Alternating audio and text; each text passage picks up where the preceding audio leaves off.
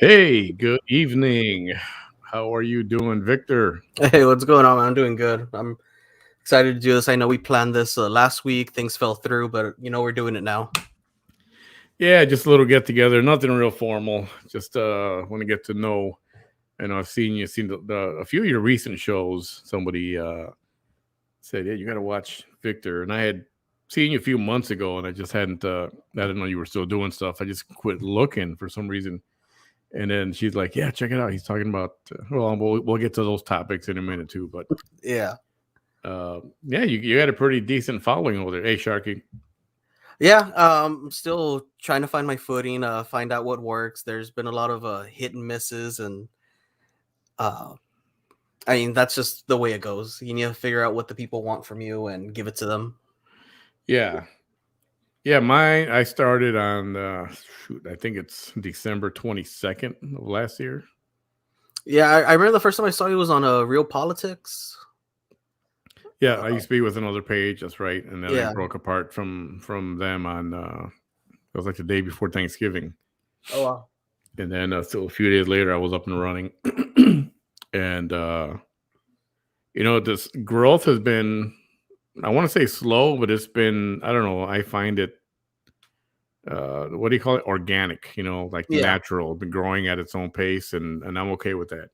Yeah, I'm too. There's times where I won't see any new followers or subscribers for days, and then all of a sudden, I'll get one or two. I'll do a live, and then like three more come this way, and so it's organic. Like I'd rather have that than just a swarm of people coming because of one video, and then the numbers just go down because they don't like the following video. Yeah. Yeah, that's true. I get that. It's depending on what you're doing. For a while, I had a hard time. I was trying to do a lot of shows. I mean, I was doing 5 or 6 days a week, but I was traveling with my job, with my day job, Yeah, and the late shows had to be late after 11 o'clock at night, almost at midnight. yeah. I remember I would be scrolling Facebook and I would see you live. I'm like, oh wow, at this hour.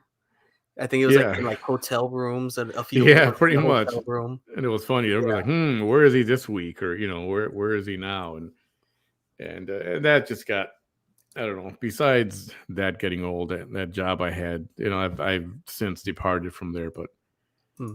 that made it rough to keep any kind of a steady schedule. And I know that's important in this business. Yeah, consistency is key with the stuff. Yeah, for sure. Yeah, just I was asking you about this earlier. What about this rain? I asked you. You guys didn't get. You're up in the McAllen area. You didn't get any. Well, at least not what we got down here in the Brownsville area, Lower Valley area. Yeah, I think we just got a drizzle from maybe 3:15, and by 3:45 it was completely gone. Uh, Not clear skies, but it Yeah. was no rain. I didn't have to worry about that.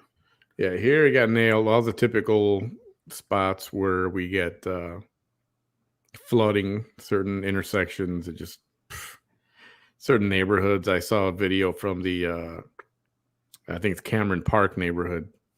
Kids coming off the school bus and they're almost at waist deep water walking into their house. No, I did not see that. Holy crap! Yeah, no, and it worried me because we're having my daughter's birthday parties tomorrow, and I'm like, oh, like I don't want it to rain. It's an outdoor party. We're expecting a lot of friends and family. Yeah, I've been monitoring the weather a lot just to prevent that. yeah. Hopefully, it's all clear for that. Yeah. Um, So far, so fingers crossed. yeah. How much have you? So what's okay? So there's a certain person that goes live, kind of a crazy person, Uh-huh. and I'll get a message, "Hey, she's live right now," or Frank's putting her on live, or he's restreaming and all that. And obviously, Yeah. we're talking about Vanessa. What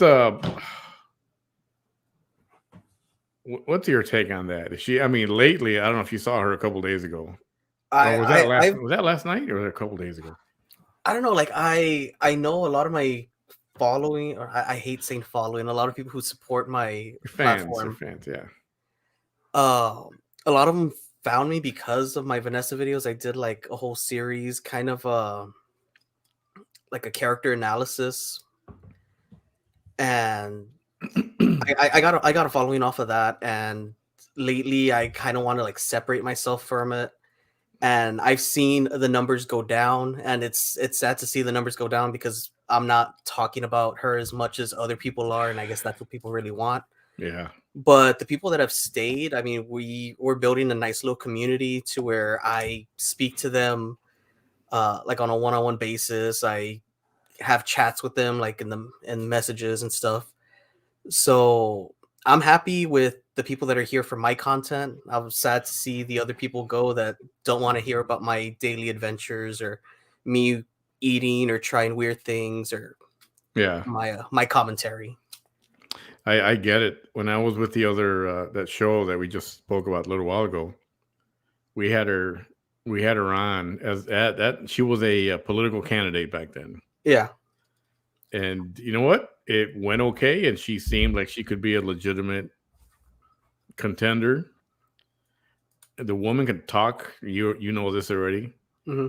She's got the gift of gab, and if her head was on straight, she can probably do a lot of things. But we had Yeah. her back. It's so much so much hate messages we got because we were having her on before the show even aired. Before we went live, I can imagine. we got so much flack because she was going to be on, and we're going to go soft on her, and this. I mean, you name it. People were angry just because we were having her on. Yeah. And I a lot of people say that I hate her. I don't hate her. I've never attacked her. Like I've spoken about her, Yeah. but I know there's other commentary channels that will go deep into like her kids. I've never mentioned her kids. I've never shown any videos with her kids. I spoke about her son who's already over 18, and I didn't even use his image. I didn't even say his name. I just used like an audio clip that he said Yeah. about her. And once the election was over and stuff, that's when I tried separating myself. I was like, look, I was just doing this to inform people. It was just an educational, to educate the public. Yeah. Because I mean, people see, oh, Republican, and especially in Texas, a lot of people just want to vote Republican. Like they don't care who it is, especially if there's just one name on the ballot. Okay, well, I'm just going to give that Republican my vote. Yeah. And I separated, and then I got dragged back in. I get like a lot of messages like, oh, she's live and she's saying this, or oh, she mentioned your channel and she said this about you. So it's kind of hard. And recently I made a video saying, you know what, I'm dropping it. Not going to talk about her anymore. I've made a comment or two on like Normal Chisme or Ophelia's Mhm. page, but as in making videos about her, like I don't really see a point in it anymore. Yeah. When we had her on that first time, and we weighed the pros and cons of having her on. Yeah. We had no idea that the cons were going to be so massive. Yes, we got a lot of followers. We got a lot of instant likes. From Yeah, that she from that she point. she brings the views. Like people want to see her, like love her or hate her, people are gonna watch her. But is it worth it though to deal with just? It got to a point where we had her on a couple times again, Hmm. and then one of the times she wanted to come on because she was angry that we put her in a bad light, and she was trying to clear her name or from the allegation that we made, which we were correct. And then I had to hang up on her. I had to cut her off because she just wasn't being cooperative or being Hmm. stop being courteous. And I was like, she just like, you know what? And I told my then co-host, I'm like, you know what? Never again. Never again. Yeah, I mean, I'm not a doctor. I'm not anyone to like give orders, but I feel like a lot of the attention needs to be taken away. Like, yeah, she's cool. She could do her live. She could do her whole thing, but it was just really draining for me to be always be on top of what she's doing. After 2 or 3 days of it, I was like, you know, I'm done. Yeah, it's exhausting. Yeah, and there's so much other things that I want to talk about and that I want to use my platform for. And I didn't want my account or anything to be I didn't want her to be the first thing you think of when you hear my channel. Like I didn't want Yeah. to be like, oh, it's that guy who makes the Vanessa videos. Like, no, like yeah, I did it, it's over. Like I moved on. Yeah, and you're right. The way I see it is, you know what? There's a few other pages that are dedicated to that, and that's and they get a bunch of traffic. And you're right. You know, what does that say? Where so many fans like to follow that, or if you post something about it, or um, rebroadcast something, Yeah. that it just attracts like people. Yeah, and I have nothing against those that do. Like, I've spoken to Frank, I've spoken to Ophelia, and I mean, uh, it's a hustle. I mean, it works. It works for them. They've been able to become YouTube partners. They try and branch out and do their own thing, which is like always good to try new things because you never know what kind of followers you're going to get off of that. But I mean, they got it. It's working for them. I Yeah, tried kind of writing the coattails because I was a little inspired by Frank. Like, he was like, "Oh, he's gaining a lot of views. Like, let me try and do my take on it." Like, he has his way of doing it. I like, sitting back, breaking things apart, and like looking into things one by one. But yeah, it's working for them. That's awesome for them. Nothing against them. I know a lot of people try and pin me against them, like, "Oh, why don't you talk about Frank? Why don't you do a video on Frank? Why don't you do a video on Ophelia?" yeah, And they've tried, Vanessa's followers mainly, have like tried sending me like videos and photos and saying like, expose them, do this. I'm like, you know what? Like, I don't have anything against them. Like, I covered Vanessa because it was during the election. Tried cutting it off, but people wanted me to do another video or two, so I did one more video. And I don't like Frank, whatever he has, like his personal things, that's his personal life. Like Ophelia, her personal life is her personal life. I'm not gonna go and yeah. dig into it just because people are like, "Oh, here, use this, make this." Like, So are you on good terms with everybody? With I well, I mean, I guess I'm talking about Frank and Ophelia. I would hope so. I mean, I've been on Frank's show, I think once or twice. I'm in the comment section. I I know there is the whole Frank versus Ophelia, like with the followers. I tried being neutral. I had both of them call into my show, like just to have like a common, uh, like no home field advantage, like just basic, Team Switzerland, Right. neutral plane. And I talk to Ophelia more than I do to Frank, but there are times where I'll ask Frank, like, not for advice, but like what he thinks of this situation, or uh, if he's heard about this, because people are inboxing me like, "Oh, Vanessa's here, Vanessa's doing this." I'm like, "Okay, well, let me see if Frank knows about it," like, and stuff like that. Yeah. I first saw Ophelia. It was early this year, and she fascinated me. She fascinated me how she could cut you down, man. I mean, in Spanish, obviously, I think Spanish is her first language, right? Yeah, And she can cut somebody down masterfully, and I was just amazed by that. yeah, and I think if you are going to be a content creator, you need to have that strength, Yeah, like not to back down. You need to have that authoritative persona, and me, I really don't have that. I'm like more of the laid back guy, like, "Oh, okay, you're gonna throw hateful comments at me, I'm gonna respond with something, uh like a smart aleck, a smart remark, or something like that. I'm not gonna go and attack." And I've said it a bunch of times, I don't delete, I don't block or anything. Like, if you hate me, okay, hate me, you're still giving me my analytics, you're still helping me out, and I'm gonna let you know, like, just because you hate me doesn't mean I have to hate you like in return. yeah, And there's been people too where like will be in the comments of my videos, like going back and forth, but you can see at some point it turns over, and they're all like, "You know what, you're an okay guy, or you're kind of cool. I thought you were this, but you're not." I'm like, "Okay, cool. Like, you could support me, you could not. Like, it's your choice." yeah. It's. I got nothing against Ophelia, nothing against Frank. They've got their what I call their niche, Yeah, and that works for them. And you know what? It's working out for them, and they're making money. More power to them. yeah, It's just not, it's just not my thing. Every once in a while, yeah, I'll poke around and I'll look at the videos and I'll laugh and I'll make smart ass comments or funny comments or whatever. yeah, But that I think that Vanessa, she I don't know if she realizes it or not, but she makes it so easy to goof on her, and I don't know if yeah. realizes it or not, but she just sets herself up for that. and that's why I told everybody's those things get a million comments every, no matter which video it is, they get Yeah, like tons of comments.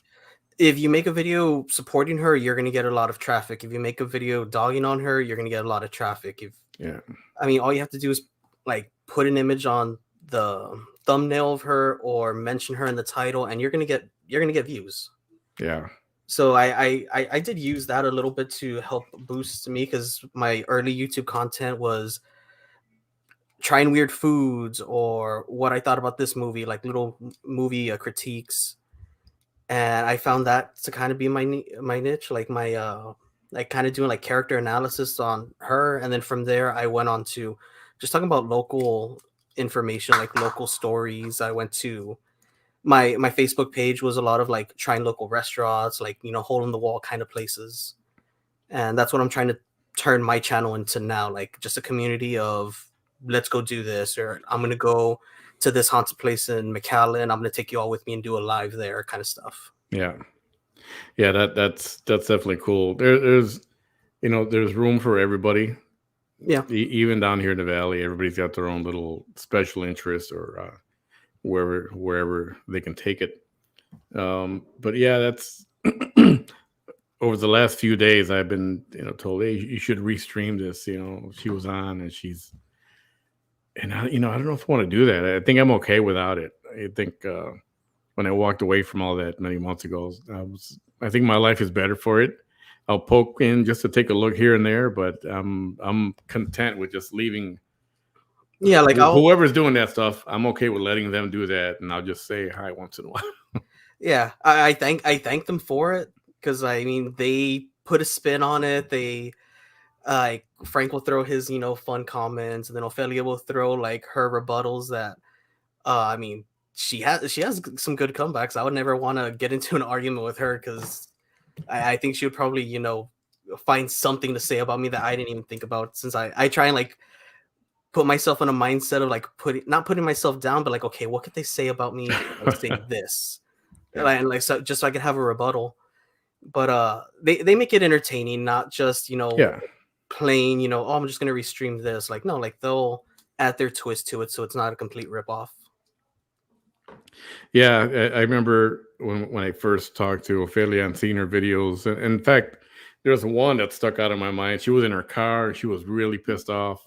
I mean, really pissed off, and she just went off in Spanish, and she let that tongue whip.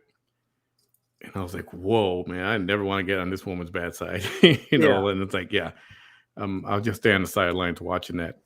Um, but it's amazing how, I don't know. I guess it's like a train wreck. People drive by, they see a wreck, and they just can't help to stop and want to watch, Yeah. no matter how gory and ugly it is. And you know what? Like I said, it works for them. More power to them. And I mean, it's kind of helpful too. I mean, it's kind of like the Spark Notes version. Like you get mm, like just a quick, synopsis of what happened, and I mean, it's helpful. It helps. yeah, and I don't know. I probably, I don't know. I don't say never, but I have to think about that one to see if I'm going to have them or somebody somehow get back in there. Um, So I just wanted to know what your involvement was. Hopefully, you were not on nobody's like shit list or whatever, because that wouldn't be a good place to be. No, I try and keep a good relationship with all content creators. There's other ones that I speak to that have nothing to do with the whole Vanessa thing. That just trying to make sure, like, let's build this community together. We're all content creators here in the valley. Like let's help each other. Let's collaborate. Like, I'm here on your channel, and there's others that I want to invite to my channel, and kind of built this thing like really early YouTube days when like that was how everyone got noticed and recognition, like just collaborations with each other and just grow that way. Yeah. Have you ever been any videos? Have you ever had any videos blocked or anything like that, or somebody reported for whatever, been Um, censored by YouTube or Facebook? my a couple of my Vanessa ones were tagged. They were taken down for a day or two, but I wrote to the team at YouTube and I had them look it over by person because I don't know if it was because a lot of people were reporting it, so they just took it down to be safe. But I got those overturned. I got those like put back up. They gave me back all the views that they had and stuff like that. Oh, is that right? Yeah, and there was maybe another video that I did about I think it was called like scariest TV show episodes, and like that was like my early days. So I really didn't know that much about editing, so I got copyright struck to hell off of that one for using clips and theme songs. Ugh. But that's about the only bad thing I've had from YouTube. Hey, Christina. Yeah, what I want to know is, have you watched any of these reaction videos? Yeah. Yeah, right. You've seen those. They'll show a song they've never heard before, and they'll watch it and listen to it and comment on it. Like, how do they get around all that getting canceled or getting muted or whatever? And I don't think it's just enough putting that copyright, disclaimer on it, right? What they do is, because I looked into it and I tested it myself. Flip the image so it can't be copyrighted. Because I mean, it's copyrighted, the character looking this way. But if you mirror the image to where the character is looking this way, you're making it your own. I've seen some of them do that, but not all of them are like that, though. Yeah, change the speed by like 0.25. Really? Yeah. Mess with the audio, like drop it down like a little bit. Like any little thing you could do to change it. It kind of makes it yours because it's not what was entered in as a copyright piece of work. Yeah. So there's like little things. Like I've toyed with things, and I've used like long clips from shows, but like I'll alter it just a little bit, even like the coloring of it a little bit, and that's kind of the way around it for now. I know I did hear some where it's like the audio is I want to say chopped up. You can hear little clips here and there, right? You can hear little beeps, and I know that kind of messes with the audio, so the bots can't pick it up well enough or something like that. Yeah, so there's ways around it. I'm not an expert at it, but I've tested things out. Yeah, I've watched a whole bunch of those, and some of them are interesting, and some of the reactions are great to music or movies even. Yeah. But yeah, and I was wondering because I'm going to have the last few shows I did were healthcare, COVID related. I've got a PA that comes on who's totally against the vaccine, totally against masking, and he's got medical reasons for it. But people want to discount him because he's not a physician; he's a PA. Yeah. And I've got this. There's a nurse who she's against the vaccine. Her husband, they kind of forced him to get the vaccine. Her husband died. Wow. And she wants to come and tell her story. I'm going to have her on hopefully in the next few days. And then the gentleman from Edinburgh with his teenage son that passed away, he got vaccinated. I read about that one. Yeah, and so he'd like to come on and tell his story also. So I've had these things on, and I've had Miguel Escobar. He's a PA that spoke in Edinburgh a couple of months ago, and he, that video went viral about the masks don't work, and everybody was finally somebody speaks up, and then his video went viral, so I had him on a few days later, and that video just went bananas. It's got 10,000 views or something like that. Oh, that's awesome. And so he's been on a few times, and he's asking me, how come you never get muted or these videos taken down or whatever. And I'm not going to tell him my secret. Well, he knows now what the secret is. And I think I'm going to keep with that formula. I'll tell you off the air what it is, but I'm not going to say what it is here. But there's a way of doing things. There's a way of displaying things so that you don't flag yourself. I mean, you might know what some of it is. But just certain words that you can't there's publish, like keywords that will automatically get you banned.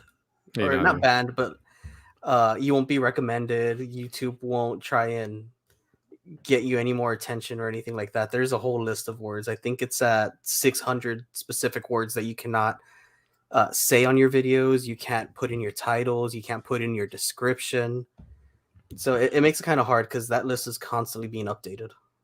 Yeah, I bet. Well, the videos, I mean, we say all the words in the videos while we're on live, all of them, and still, the videos are there. They've never been touched, and that's I think it's important what you put in the description, Yeah. and just be careful how you publish and how you advertise what you got planned. That's the main thing. Yeah, exactly. And so that's always so this nurse, I want her to come on, and she's going to come on sometime in the next week. She was threatened by YouTube, and I don't know if that's real or not, but she said she got a notice from YouTube, and they said that they could fine her $10,000 for misinformation. And that didn't sound right to me. Have you heard of anything like that from I haven't heard of out any. of YouTube? I know with Facebook's real kind of like the Wild West. Like they'll let you post anything, but I know YouTube's trying to crack down on misinformation, but I haven't heard anything like that. I've just heard of people getting their accounts suspended or they lose their monetization, but I've never heard of them actually like going after someone specifically like that. Yeah, it almost doesn't seem right. I haven't heard of anybody ever say that they were fined Hmm. by one of these, whether it's YouTube or Facebook. So I'm thinking maybe it was a Yeah. third party trying to intimidate, possibly. You know what I mean? I mean, there's a lot of scammers. Scammers will try anything to try and squeeze some money out of you.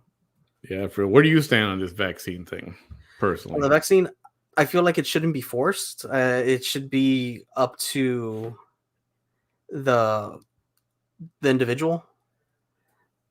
I got vaccinated, but I got it recently. I think maybe I got the second dose maybe 2 or 3 weeks ago. So it's not like I was Oh, very recently. Yeah. yeah, like I'm still fresh, still seeing if anything grows or if anything So why happens did to you me. make that decision in particular? I made that because my daughter started, going back to public school, and I just wanted to feel safe just in case something came home with her. If she got sick, I wanted to make sure that as a precaution, just in case. I looked into it. I didn't see so many bad reasons. Like they kind of the good outweighed the bad, but it was still not something that I wanted to fully go into. Like, I'm gonna go get vaccinated. I'm gonna go do it. I'm gonna do it. Uh, my fiance when it got vaccinated, like right when the vaccine had first come out, and I mean she's doing good. So she was like my little guinea pig to make sure, like, okay, you're good. I'll get my vaccine next. Yeah. I got vaxxed back in middle of March. Oh, okay. And since then, there's been so much more fear put into everybody. If you don't get vaxxed, this is going to happen. And then you got the other side. Well, if you do get vaxxed, you're going to die. Now you're going to die. It's just a matter of time. That's the big thing now. Yeah, And and I know a lot of people who are vaccinated. When I at work, they were having, people come and like, if you want to get vaccinated, like just go to the front lobby. They're doing everyone. And I was like, I'm gonna chill. I'm gonna hang back because a coworker of mine's extremely anti-vax. He uh believes this is like a government conspiracy, yeah, and I'm no one to say that he's wrong, because I mean no one's to say that I'm wrong or I'm right. So like I would hear him out, I would listen to his reasoning. So it was nice to have that balance. I have like the news saying, "Oh, it's good, do this," but then I have him like showing me his information.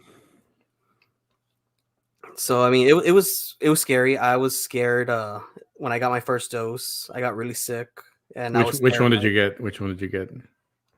Which one did I get? The one that CVS is giving out. I think it's the I don't know. I know there's Moderna. Pfizer, Moderna. Yeah, it's not the Pfizer. It's the Moderna. And I was terrified because I got really sick the second or third day, and I was like, "This is it. I'm gonna become a statistic." Uh, I got better. I didn't get sick with the second dose. A lot of Mhm. people I know said the second dose was even worse, but I don't regret it.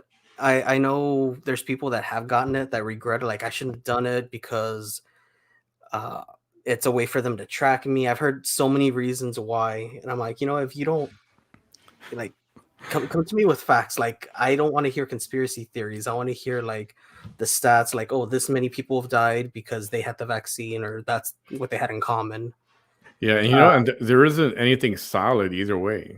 Yeah, either way, like You know? there isn't. But from my perspective, I know or I knew more people that passed away without the vaccine than did pass away like from it. Like I'm grateful that no one I know who's gotten vaccinated has passed away yet, but from the people I knew that weren't vaxxed, I think I know about 3 people who did uh, pass over. Yeah. So, personally looking at those numbers, like, okay, I think it's safer to get vaccinated, so that's why I went. And I did fight it. My fiance was telling me for weeks, like, go get it, go get it. Like it was an every weekend topic to bring up, Yeah. and I finally said, you know what, I am going to get it. So I went and got it. So the latest thing, hey Lynn, how are you? Thanks for coming by. So a lot of people didn't want to get vaccinated. They're like, well, it's not FDA approved yet, so I'm not going to do it. Yeah, Okay, so you've heard of all that, right? yeah, I've heard that one. They made it too fast. Hello, Vanessa. Hi, Vanessa.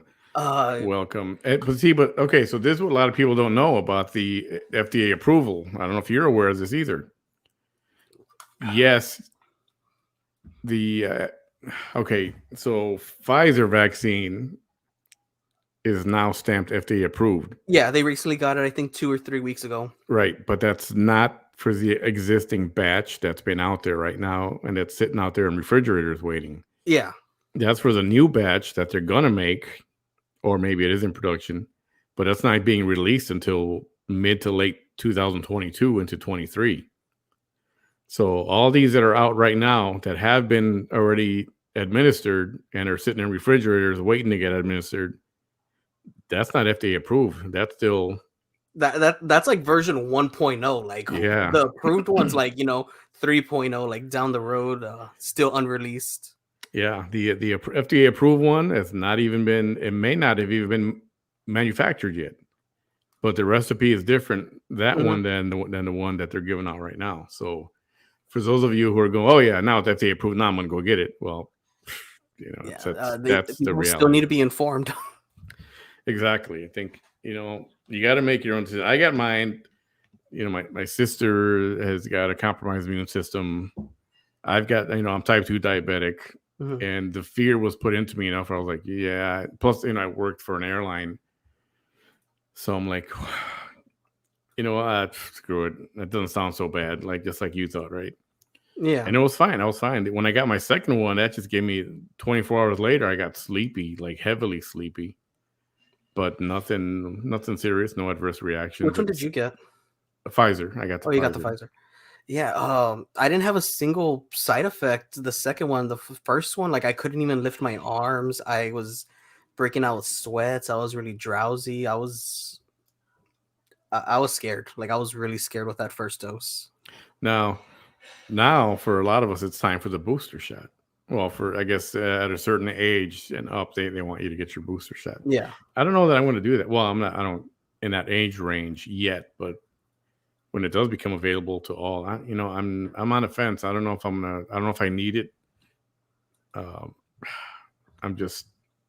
I know I don't want it forced upon me. That's for sure. Yeah, I think that's when you get more resistance when it's like, well, you need it if you're going to work here, or you need it if you're going to be out in public. I think that's what causes more resistance to people wanting to actually get it. Yeah, right now they're mandating it to these government employees, Homeland Security and stuff, and Yeah, they have to be vaxxed by a certain date, otherwise, I think there probably was even an airline recently that said all employees must be vaccinated by a certain date. that's a United. United has Yeah, said, well, that's all the right, one. time's up. Now they're putting a date on it, and now they put a hard date on it, and they're going to start firing people. And that's not okay with me, but Yeah, because um, at that point, it's your place of employment telling you like what to do with your body. And yeah, that's a real touchy subject. Like, yeah, like a workplace could say, oh, you can't have piercings, like take your piercing out, or we don't approve of tattoos. But when they're forcing you to like physically put something into your body, do something to your body that could alter you, uh yeah. I mean, I don't think I would want to work for a place like that. Even though I'm vaccinated, if they forced it, that's when I would be like, you know what, I don't think this place is the right place for me to be working. Yeah, and now the big thing now is when you go to look for a job, if you're looking for a job online, there's a lot of listings that say you must be vaccinated to apply. Even if you're not Yeah, vaccinated, don't even apply. It's like, dang, they're taking yeah. this I another recently step. went through a job search I think even it was a month and a half ago, to where I started seeing that, and I was like, are they serious? Like, is this like, are they really doing this? Or, a lot of people put like advertisements on these hiring websites. I was like, are they joking around? I don't know what they're Yeah, doing. yeah, it's going to get like that. And then the thing that came out today was that was it the transportation? Yeah, they're gonna the airlines are the FAA is gonna actually probably look for your vaccine card and request that before you get on an airplane. Yeah, they are going to do that. And I have a concert next February, and they're saying in order to attend the concert, you need to have not vaccinated, but you need to have like a COVID test within 2 weeks before the concert. 2 weeks, huh? Yeah, like you need to have it within the 2 weeks before the show if you want to get through the door. I'm all like, See, at that so point, I don't know if it's worth it. Like, I'm taking my daughter to this show. I don't want her to get the COVID test just so we could go see a band. see, but what is now? There's an inconsistency, right? Mhm. Oh yeah, get it at least 2 weeks before your concert, before you come here to the concert.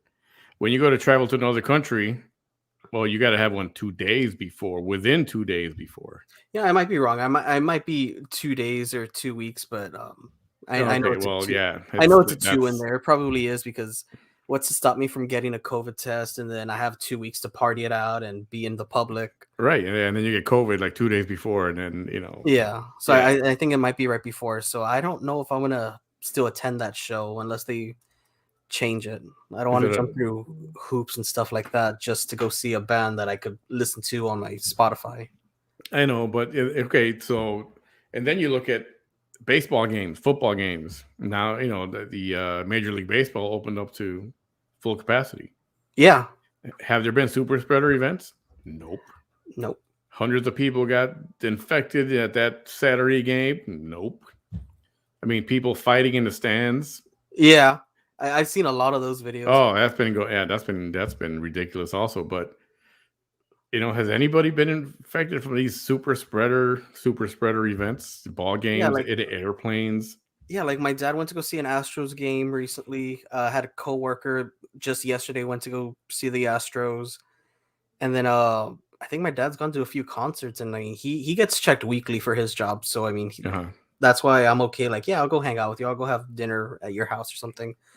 But I think even right now he's seen Garth Brooks in Austin, and he apparently it looks full. I think Kiss was this past week also here in the Valley, and That's right. I from heard the that. Yeah. images, it's like the pandemic never happened and social distancing was just a joke. Yeah. There is no such thing as social distancing at a concert. Yeah, Yeah. I it takes don't away from the experience. know. Hey, Lane, how are you? Question. Those millions of Americans that skipped the second dose but got it months later to complete the double dose series, will they be considered fully vaccinated? To enter concerts, okay. I'm assuming as long as you got that second vaccine, that you'll be considered fully vaxxed, and of course, be able to prove it. Yeah, that's kind of good because I think I was like a week and a half late for my appointment for my second dose. Oh yeah, So I consider myself full vaxxed. I mean, it was just a week and a half, maybe 2 weeks. But yeah, I didn't get it on the exact date they wanted me to get it. see, that's a good question for a medical professional. That's a Yeah. very very good question. Yeah, I don't know if I'm going to get the booster. Actually, reading in the news the last few days, there's actually a downward trend. Hospitalizations are going down, positive cases are going down. Everything seems to be on a. And the question is this just a roller coaster, It or are is. we just on a downtrend? Yeah, on one of my screens here, I actually have like the charts because I knew it was going to come up. Like I know you Yeah, bring up COVID a lot in your episodes, so I didn't want to be no, that's cool. unprepared. But yeah, like we're on a downward trend right now, especially here in the Valley, in Texas, nationally. But last year we had a spike hit in November. I mean, Right. we're a month away from there, so I mean, maybe we're heading down, but I think that roller coaster might start Yeah, because going up November is again. holiday month, and now we've got family gatherings. Yeah, You November, know, December. I think all the way until February, like there's a lot of. Yep. So what I want to know is why do those family events cause spikes and not 80 games at a football 20 whatever 12 games 16 games at a outdoor football stadium, baseball games, I mean, it, that's a good concerts. question. Why is it only when the families get together or people want to go to church? Oh no, that's a super spreader, and then all of a sudden, oh yeah, we have a spike. So That's an amazing question. Back when like I remember they said like, oh, limit your family gatherings to like 10 people and stuff like that. yeah. I always thought like there's always that one person in the family that uh they go to church at like 7 in the morning on Sunday, but Saturday night they're downtown, partying up until Mm-hmm. closing. And like everyone, I think every family has like that one person. I'm like, that's probably the one that spreads it all. But I mean, now it could be anybody. Like now, like there's gatherings of small groups, like 5 people, and they're ending up all getting the COVID, and Yeah. it's weird. It's weird. I never thought about it like that until you proposed it that way. And that's why you have people with conspiracy theories going, you know what, this doesn't make sense. It doesn't make sense. And Yeah, the number, the reporting on numbers doesn't make sense. How they release numbers, it's there's not really a consistency. Like you would figure that, like, oh, concerts started opening up in July. We're gonna see a huge spike, but since July, the numbers have been going down, like with more things opening. And the same thing happened last year when there was like the bars started opening at like I think 30%. yeah. And you would think with the kid, oh, I think someone just mentioned the kids back at school. Uh, Yes. the numbers, a lot of people were pushing them. It was like, oh, it's getting bad. Like my school's infected, my kid's school's infected. But you really don't see that when you look at the overall, Rio Grande Valley, the overall Texas. You don't see those spikes. Right. And there's even an article. I'm not finished reading it, but somebody said this Delta variant is going to be the end of it. Yeah. After this, we won't see another variant for some time. And I'm not finished with that article yet. I haven't posted it. But what makes it a downward trend? I'm going by hospitalizations and the number of positive cases. And I read this from Johns Hopkins University. Their report was that in North Texas, there were 3,600 positive cases or hospitalizations last month. And I'm talking about August. And then for September, there were only 2,600. So it dropped. Mhm. So they see that as a downward trend. And that's what I go by. If the hospitalizations are not increasing, and I know we keep hearing stories of ERs and intensive care being full. And that's another thing. I don't want to say that they're lying or they're false, but No, how come there's no, anytime where are I don't know. For me, it's like, where's pictures? They used to do photographs of the ER. You see people on gurneys and laying down everywhere, and like yeah. full. But it's like they're not showing that anymore. I mean, hospitals are still getting full. Well,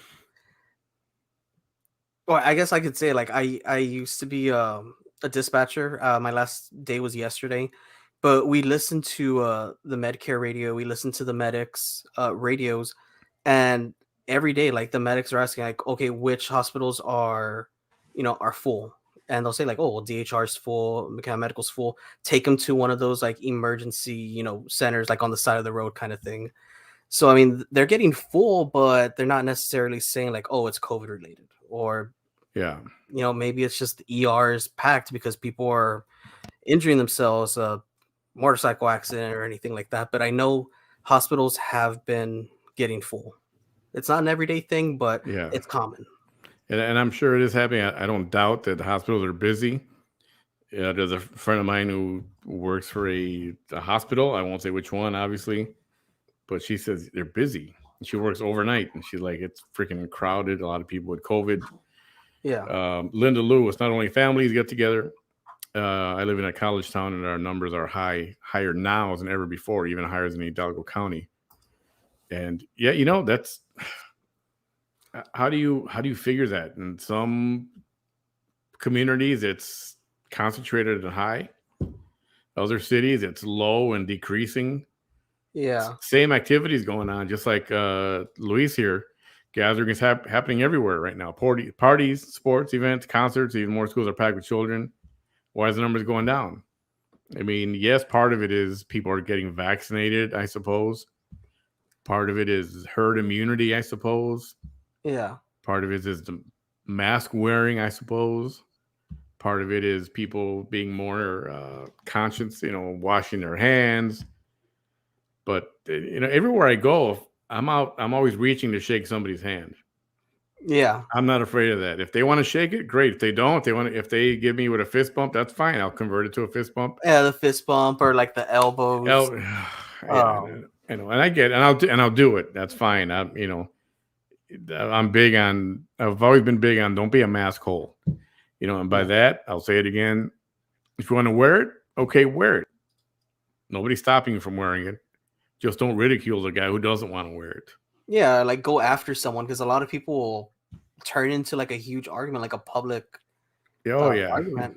you'll see all the Karen videos online. Yeah, I've seen those and they're insane. I was at I think it was last month. I was at the mall. I was at the Disney store. Like they were closing down, so I went to go visit. And now I guess I'll say it. A Karen like walked in without a mask, and the employees like gave her like a brand new mask. Like, man, would you mind wearing this while you're in our store? And she made like a huge thing with the employee. Like this 50-year-old woman's yelling at this, probably 18 or 19-year-old kid working retail who's gonna lose their job because the Disney store is closing at the end of the month. Right. I was like, there's no need for that. Like, just wear the mask, browse the store for 2-3 minutes, and then like you could just take it off. Like, you don't have to turn into a thing. Like, it was just my that thing. one store. Don't be a mask hole. Just do it. Fine, put it on for 5 minutes, and then get on with your life. I don't understand what I mean. I understand, but I also, it's like, come on, just put it on, or go shop somewhere else where they don't want expect you to put it on. I go into Walmart, HEB all the time. I don't put it on. If somebody asked me to, I probably would. I'll keep it handy. It'll be in my hand, and like I always keep one on me. Like I always have one in my pocket or something just in case. And I'm just not a fan of, and I've said this before, and when I had these health professionals, Miguel Escobar, not a deterrent. I don't even think it's a deterrent to spread it or to receive it. And it's I don't think they work. You'd have, even if you wear the, I don't know if I have one, the N95, the N95 one. Yeah, it's got to be tight on your face. You can't have any areas where air can come in and out. I mean, it's just there's nothing scientifically, medically proven that they prevent it. In fact, and I said this on a previous show, when you buy the box of masks, it even says on there, this will not prevent COVID, blah, blah, blah, and everything else. I think it was maybe just put in as like a safety blanket, like just to make you feel a little more comfortable.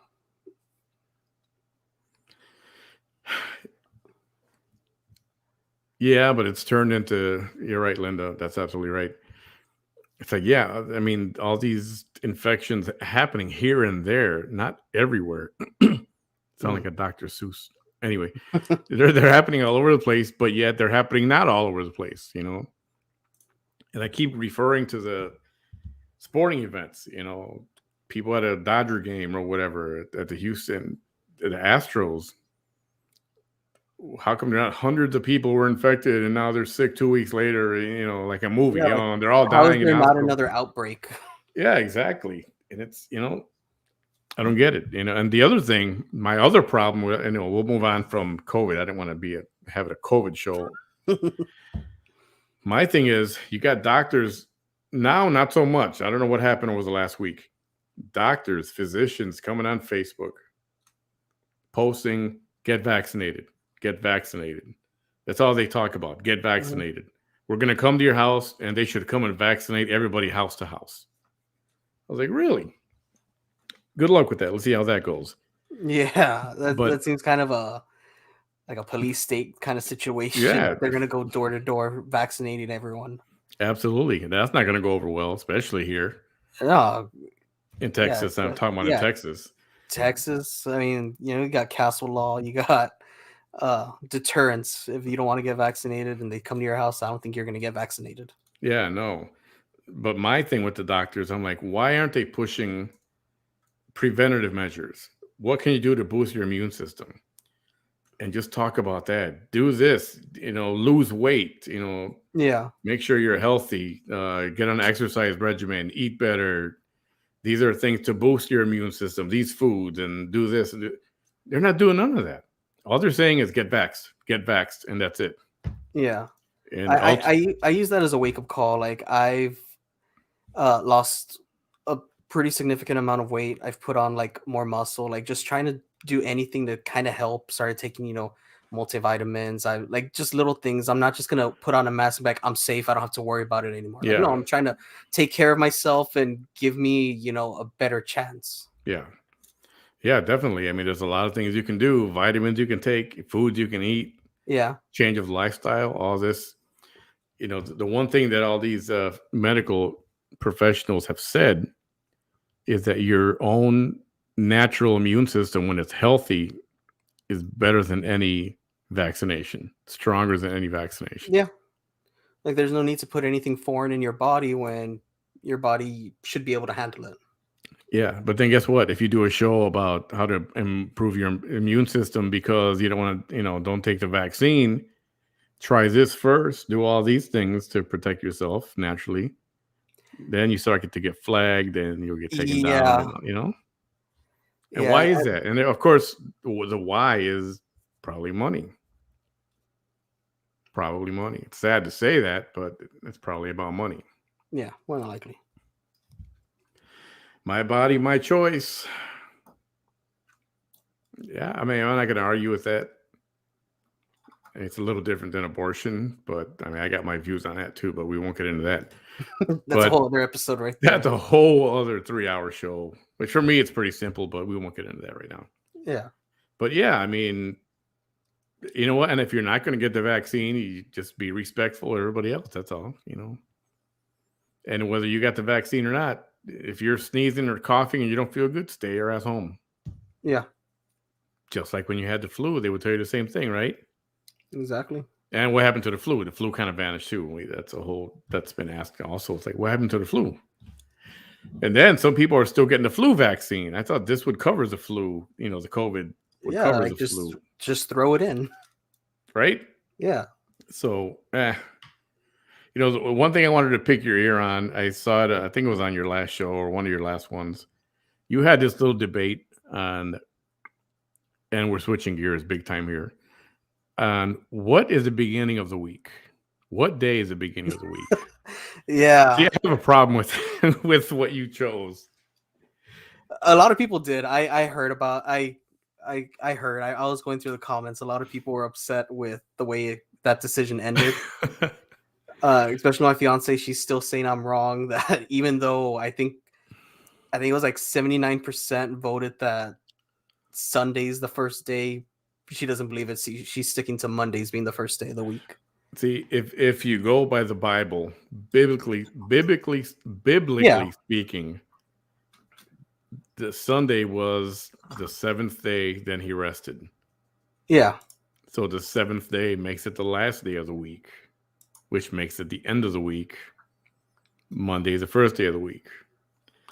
Yeah, and I get that. Like I heard I know that's like the biggest defense for Sunday being the end of the week. But I mean, if you look at any calendar, my work calendars, I just checked my calendar right here on the computer. Sunday's the first day it starts off with. Like, yeah, but you can change that setting. If you don't know, you can change the setting. What day is the beginning of the week, and you can change it from Sunday to Monday. I am not going to tell my fiance about that because she'll use that to prove her point. And if you're talking about employment, like at your employer, at your job, okay. So where I used to work, the week ended Thursday. Mm-hmm. So Friday was a new payroll week. Yeah. So for that purpose, Friday was the first day of the week because that's when you start counting your new payroll week.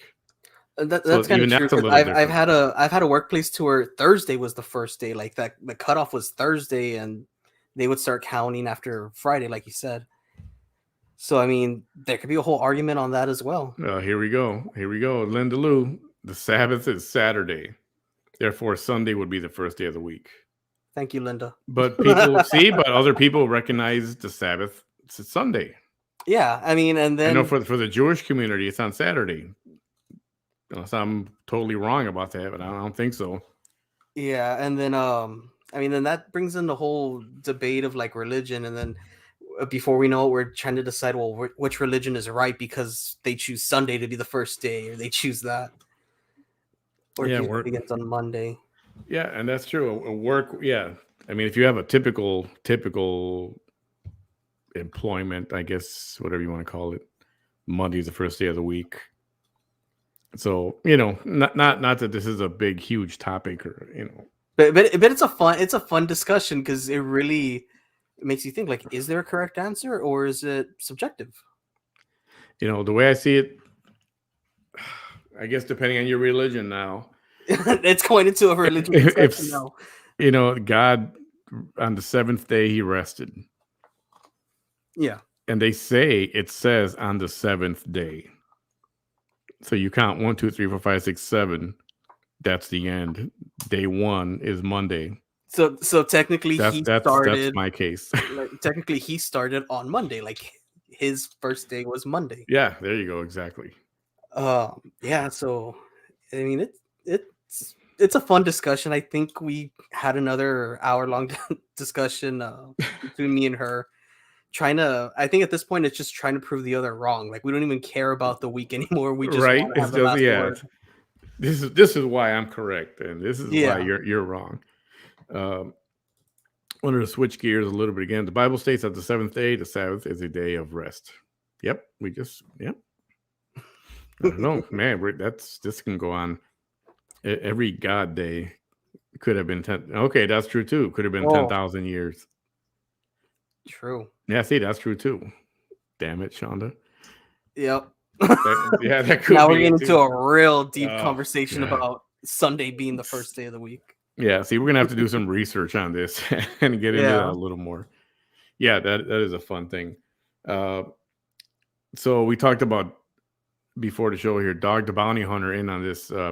Brian is the guy's name, right? Brian Laundrie. Yeah, and I'm a huge fan of Dog the Bounty Hunter, so I'm hoping he finds him, and this gives us a reason to get one more season of Dog the Bounty Hunter on TV. Yeah, now some people were saying, "Oh man, you know what? Dog doesn't care. He's just trying to get some popularity or try to get some attention." Yeah, because he wants to be back on the air. But then that just brings it back. Like it's all about the hustle. Like he knows. Yeah, and I'm okay with that. What's going to bring the money in, and at the end of the day, it's what brings money, puts money in your wallet, puts money in your bank account. Like who cares what everyone else says? Yeah. Plus, if he finds a guy, hey man, give Dog his show, whatever. Yeah, give him another season. Like go for it. If he finds it, networks are going to go crazy trying to sign him back up. Oh, you know that'll happen. Yeah, so that's more of a motivation for him to find him, and apparently he's like hot on the trail. Yeah, the first couple days, he got further than normal or regular law enforcement. Yeah, he's a bounty hunter. He's got fewer limits than they do. Yeah, and there's not so much red tape with him. He could go into private locations and stuff. And it almost seems to me that this Brian Laundrie guy, or anybody on the run, once they know that Dog is looking for them, they might even want to go, oh man, I should just turn myself into Dog. Yeah, I would. You know what I mean? I would. So, yeah, like I mean, that would be awesome, and I hope the Dog's got a crew filming him, whatever. Yeah, documenting it, even if it's just one of someone on his team with like a handy cam or like something. Right. Like, if he finds them and they're recording it, that's gonna sell like crazy. Like many people are gonna want that on their platform. I think it'll be good definitely it'll be good for him. Yeah. And I was always a fan. I never had anything against that program, or I don't know. I think it was pretty exciting watching the hunt go on live, Oh, I or loved it. in real time. It made me, find out what it takes. Like, what do I have to do to be considered a bounty hunter and stuff? I mean, I got my Star Wars bounty hunter helmet like up here. Like, I Oh was yeah. Hey Joe, how are you, sir? Thanks for joining us. So yeah, I'm hoping, I'm really rooting for Dog if he can find him. I think that'll be. Some people were upset with him because when his wife died, when Beth died, yeah, I I think it remember. was not even a year. I think somebody said 6 months after she died, he was already proposing to. To the girlfriend, his new girlfriend, and Yeah, which was a uh, friend of hers too. yeah, and I think he didn't allow Beth's children to attend the wedding. Well, I didn't hear that part of Yeah, it. because I think she had some children outside the relationship with Dog, like before Dog. I think she had 2 daughters, and they weren't invited to the wedding. They were told, "Don't show up, like you're not going to be allowed in." So that caused a little bit of controversy, and a lot of people started dogging the dog. Hmm. Yeah, I don't know. I was always a fan of the show. I hope he's the one. I hope he's the one to find. I mean, I hope anybody finds him, but Yeah, I hope this guy's found, like in general. But if yeah, Dog could do it, I mean, that's what I want to see. that'll I be don't want to. awesome. I don't want to see some 40-year-old private investigator like get lucky and find him and then Yeah, disappear into the night. and you find just a lot of FBI jackets walking around, and but yeah, I don't want to Yeah, see that. I want to see the long blonde hair. yeah. I want to see him. I want to see Dog praying with him right there before he Yeah, put them in the praying with car. him, giving him like a cigarette, and just telling him like, "Come on, Right? bro. Like you know what you gotta do, bro." You want a cigarette? You want some McDonald's? You want a hamburger? Well, we'll get a Yeah, hamburger on the way to on the jail. yeah. That'd be awesome. That's what I want to see. That would be awesome. I know you made some comments. I don't know, it's kind of a little bit old news. I don't think I talked publicly on it. That the pink wall in Brownsville, the mural. Oh yeah, I think of it as like a Taco Bell wall, like it's Yeah, we call it the Pepto Bismol the wall. Pepto Bismol wall. Yeah, I talked about it on my last live. I think Brownsville messed up. I do too, and I think for so they told the guy, make it say Brownsville, make it exude Brownsville, Yeah, and the only thing that I think exudes Brownsville as a letter is BTX, yeah. which are And if I'm not which familiar, they if you're not familiar with Brownsville, you're okay. What's BTX? Like, is that his tag name? Is that um and the guy who took BTX, they stole it from Austin yeah, because they use the ATX. ATX over there. Yeah, My thing is, the airport code for Brownsville is BRO. Why don't they yeah, just use BRO? Why BTX just to be like Austin? yeah. And because I know Brownsville's trying to become as big as Trendy, Austin. they're trying to They're be trying trendy. to get that. I mean, with SpaceX, with the new airport that they did, with a lot of stuff. I I don't even know. I think I could say it. I was actually like a runner up to be like the PR person for Brownsville and to deal with like the public, the SpaceX, like informing people. Hmm. So I was up there. Like I went through so many different phases of the interview, and at the last minute, like they chose someone else. No hard feelings. I hope to try and apply again at some point in the future. But I I guess since I saw the marketing team, I saw the people back there like behind the curtain, like they want Brownsville to become huge. Their main thing was like, what ideas do you have to bring people? Like how could we bring a crowd? How could we get attention? Like who do we need to invite?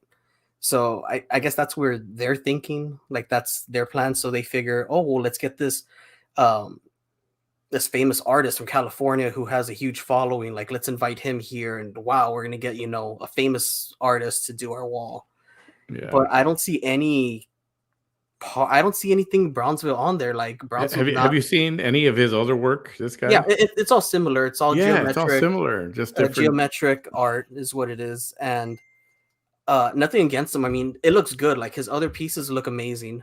Looks like it They're belongs in Miami, to be honest. The pink, the pastel, the Miami Vice. Yeah, it kind of feels like his other works. It feels like a like phone wallpaper, like a phone background Yeah. image. Like when you first get the phone and like the default image that's there on the background. That's what I felt it was. Oh yeah, that's right. your default iPhone image or something like Yeah, that. like that's what I got. I mean, the work's good. I like it, but I don't feel like it represents Brownsville. I don't know if you heard my idea on how they could have treated it. Uh, Yeah, bring no. Say that again. okay, well, the guy was paid $10,000 for this piece. I said it would have been better to have better like community wise to have like each high school submit one of their students to be able to paint that mural. So you get like you get the community involved. You give the chance to an aspiring artist, maybe even motivate him to really go him or her to go forward with that. And I said the $10,000 instead of going into their pocket, scholarship right there. Like get a Yeah, city scholarship, and then you're gonna have all these like teenagers like fighting for their chance. Like this could be the difference. just nailed it right here. I feel like it looks like my old Trapper Keeper binder. Exactly. It felt very 90s, like very 90s. Like For the those of intro you, to Saved by the Bell, how it's just all those geometric shapes. for those of you who don't know what a Trapper Keeper is, you have to do some history on Google. Do some Google searches for Trapper Keeper. But yeah, I But think yeah, you're right. Exactly. My thing is, and they keep pushing, support local business, support local business. So what do we do with a big ticket item? Oh yeah, we'll go out of town and have somebody to do it. I think let's exactly right. outsource this. Should have been And out exactly going to all the high schools and making it a high school thing, yeah, finding local talent, and then who knows what good this could do for them. Somebody discovers them, yeah. these young people, our own people. And they get a future off of it. And Brownsville could say like, "Oh, we found this artist. Like we got we not motivated, but we gave this person the opportunity." Yeah, he's one of our own, one of Brownsville's own, and Yeah, I don't and know. I feel like image wise, that would have been such a much better image for Brownsville, like trying to, push local into, a national attention or state attention, however you want to see it.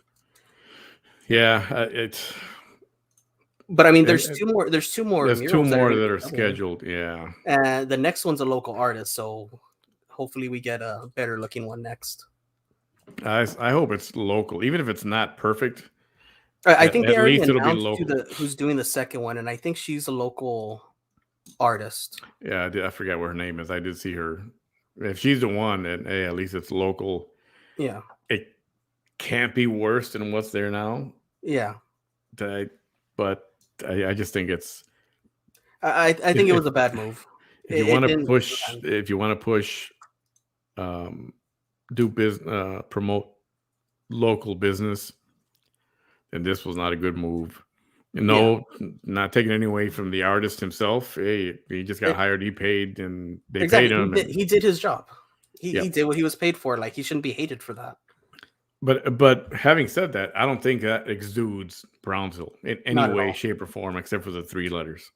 Not at all. If anything, it exudes Miami. I think it exudes Yeah, Miami, it South feels like Florida, it. South Beach. And on my Digital Dimwit Facebook page, I went and I did like a little spray painting of how I would have done the mural. And it was all in a joke, but it was just I have a little cartoon character of myself, and then I just put like 956 and then like palm trees in the back, like just something simple. I was all like, this is more Brownsville than BTX. Yeah, and then it was a meme going around. It was a possum. They put a possum on the wall.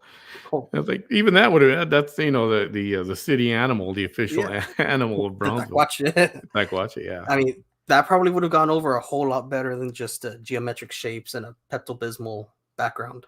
Yeah, throw in some palm trees, just like you said. That would have been great. Yeah, that would focus been on awesome. SpaceX. That's something that like no one else has. Like, why not throw not even that rocket. That's like giant rockets out there. A rocket. The beach is close by. It's our only zoo. Like, there's so many things you could have made it on Brownsville. Yeah, for me, that's an epic fail. Yeah. So we'll wrap up here. I posted something a few days ago about Facebook is now questioning when you're going to share something whether or not you've read the article yet. Have you come across this? Yeah, to where like it times and shows like how much time you should spend on it before you share it, and Yeah, it's like you it haven't keep read this. tracking it. Do you want to share it anyway? Like, and I that mean, bothered I me. could see why that might be a good idea, but Yeah, but it's just more. Somebody said, what's his name? I don't know if you know Rauli. I think it's Hell's Tavern. yeah, Yeah, he's something like, what do you care? Just post it anyway. Well, like, yeah, what I care about.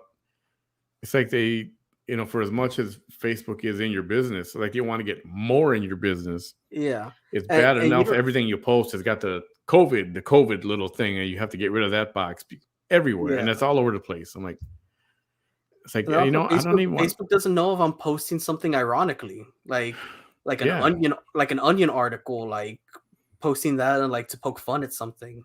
Oh yeah, I've gotten mine questioned. There was a Babylon Bee article, Mm. and they took it as for real. Oh, this is misleading. I was like, it's a Yeah, joke. you're It's a spreading joke, man. misinformation, and I mean, like nothing happens to your account or anything, but like it's like Facebook like saying like, hey, don't be posting that, like Yeah, you know what you're no, doing. it's like stop already, man. It's like enough. It's like Yeah, leave me alone. And like I have like it's like having a babysitter while you're trying to do social media. yeah, right. I don't need someone like proof checking what I'm posting. Hey, so are you a fan of the McRib? Oh hell yeah. I'm not a fan of onions, so I always ask for it without onions, but I look forward to when it comes back, and it is coming back. See, and I do. If you guys haven't had the McRib yet, it comes out. I think it's just once a year, isn't it? Just about Yeah, around around this this time. time. So it's due out November 1st is what the date is, and it always causes quite a stir. You get people that love it, and you got people that hate it. That just like, how can you eat that crap? And yeah, it's probably crap. It's probably I think the theory was that it's like a mat, like a sleeping mat. That's what most of it is. it's kind of what is it made of? I don't know, and I'm even afraid to find out what it's made of. Yeah, I'd rather not know and be Yeah, happy exactly. eating It's it. like a mystery meat, Yeah, Spanish, somewhat maybe. yeah, Most of the taste covered by the barbecue sauce, probably, yeah, and the pickle. and the Uh, pickle. Yeah, I do mine without pickles, oh, you do? Oh, I love the pickle on it. but it's like it's one of those things where I don't want to know what's in. Kind of like a hot dog. Yeah, A hot dog is not just it's a hot dog's got a lot of crap in there. You probably don't you probably wouldn't want to eat if you knew what was really in there. yeah, like the leftovers of like what isn't used for everything else. Yeah. And Um. that's the real truth. If you knew what was in there, same thing with barbacoa. There's some Oh people yeah, who don't know how that's made. And yeah, I think if they did know, they probably wouldn't want to eat that anymore, or not for a while anyway. exactly. But it's actually the 40th anniversary of the McRib this year. Oh, the 40th. The 40th. So Dang, 40 years they're for probably it. gonna partner up with. I mean, they've been partnering up with like local rappers and stuff. So they might do something special for this McRib. Maybe they'll let the public know what it's made out of or something. Who knows? Yeah, so you know what? It's and I'm glad it's only once a year. And once I have it, it's like I'm good. I don't need to keep having it over and over again. Usually, maybe I'll have two for Yeah, the like for the I'll have month. one when it first comes out, and then right before they take it away, I'll probably go and grab like another McRib. Yeah, and that's it. And then I'm good for the whole year. For me, same thing with tamales. Holiday season's coming. That's when I get my fix of tamales, and I'll have Yeah, over a couple of weeks. I'll have more than a dozen of them. At different times, right? And then once those 2 or 3 weeks or the holiday season comes and goes, I'm good until next year. yeah. Uh, but they sell the McRib so cheap. No, they Like used to do you, it. Remember to buy one get one free all the time, or yeah, like add for $1 for a yeah, dollar. buy one for $2, you get another one for a dollar. So you're getting like two sandwiches that they're not that little. I mean, they're like long little hoagies Yeah, for $3. 40 You years know? of McRib, and only one pig died to make 40 years of them. Yeah, right. I know, right? No joke. Yeah, I'd rather not know what's in it. I'm okay with that. Yeah, I'm happier that way. I'm going to eat it once a year, and I don't think it'll kill me for once a year. Exactly. You ever see this program? Was that the one where the guy ate McDonald's like breakfast, lunch, and dinner for 30 days? Oh, Something Supersize Me. Supersize Me. Have you seen that thing? Yeah, I've seen that one. In that program, there was a guy who had at least one Big Mac every day of his life for 30 or 40 years or Oh yeah, whatever. his name was he was nicknamed like Big Mac. Yeah. Yeah, He ate a and Big Mac or more, at least one, sometimes two, he wasn't a every big day. guy. He was like like a scrawny guy. Skinny dude with perfect blood work, no high Yeah, cholesterol, no high blood pressure, none of that stuff. And dude ate one a day for almost his whole adult life and young adult life. yeah, that's insane. And I can't do that. Yeah, as much as I love something, I don't think I could do anything every day for even a month. Yeah, I remember. I know they still do them. Burger King, there was always buy one get one free Whoppers. And I Yeah, remember as a kid, as a teenager, my friends and I would go every Sunday, get the coupons out of the paper. We'd go to Burger King, and we could eat 2 or 3 Whoppers each, easy. yeah, and I still get those. I think the coupon they have right now is like, uh, buy one Whopper combo, get a second Whopper combo, but like it's not just the sandwich. Like you're getting the fries, you're getting the drink, and everything. I was like, that's insane. Like, how are they in business? Like they're just giving things away at this point. Well, the one thing I noticed about when I worked the job I had, I would travel the country, and I noticed the only restaurant I noticed closing down everywhere, or a lot of places, was Burger King and Long John Silver. Yeah, I mean, you never see a McDonald's shutting down anywhere. It's no. very rare. But there was a period where there was like Burger Kings were really scarce. I have a cousin in Corpus, and he went years with not a single Burger King in Corpus. Mm. And when he would come down, like that's all he would eat was just nothing but Burger King for like the 2 or 3 days he was down here. But yeah, like I know other places like they're shutting down. By T, you can have my Merry Christmas. Yeah, I'm okay with that. I'll take that.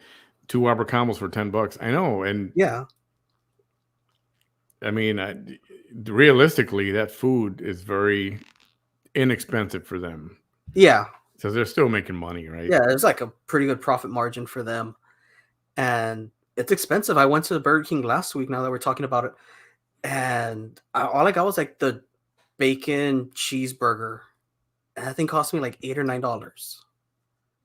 Whereas like I Oh could yeah, go, yeah, I could go to like Whataburger and get it for $7, and I mean Whataburger is a lot better than Burger King in my opinion.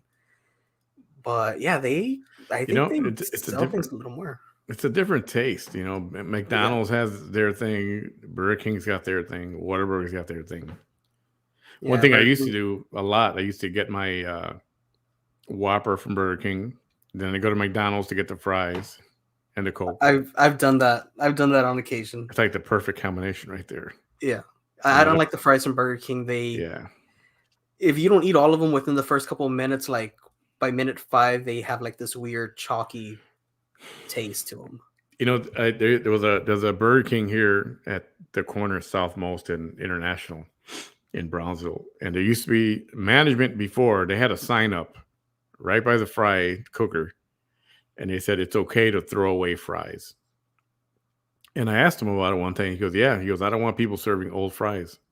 Like if they're old, I don't want them refrying them, reheating them, and then Yeah, like so. I right there, it's okay to throw them out so they don't feel bad about throwing out food." yeah. Like with Burger King, I could tell when the fries are old. They have it. They just have a taste. Anywhere you can tell when their fries are old. Yeah, Even McDonald's. I hate when they refry them. You guys want fresh fries every time? Order them without salt. without salt. That's You'll the get them trick. fresh every single time. Yeah, and then you could just go and add 2 cups of salt on your own. Yeah, exactly right. Burger King is usually on the wrong side of traffic flow across from McDonald's. Oh, I Yeah. never thought about that. That I'm thinking of like the Burger Kings around here, and yeah, you have to like really go around to get to them. Man, they got Whereas all like these rules. McDonald's are always like on the right side of the street, but Burger Kings they're You know what beef I got? One beef I got, no pun intended, with McDonald's, or I guess any drive-through, but particularly McDonald's. You go to the drive-through, and it starts to rain or whatever, and the roof of the McDonald's I know where you're lands going. right in the middle of your car. Yeah, So when it's it's like raining a or real dripping, short one. yeah, and you just finish washing your car, and water drips right in the middle of your freaking window, right? It's like, what? Why are you doing this? Why don't you just cover the whole car or not? Exactly. Either Just a do it little or thing. don't give me that half-ass partition like in I the know, middle. right? Like, notice that next time. Next time you go to McDonald's, if it's raining, you'll see where the water is dripping.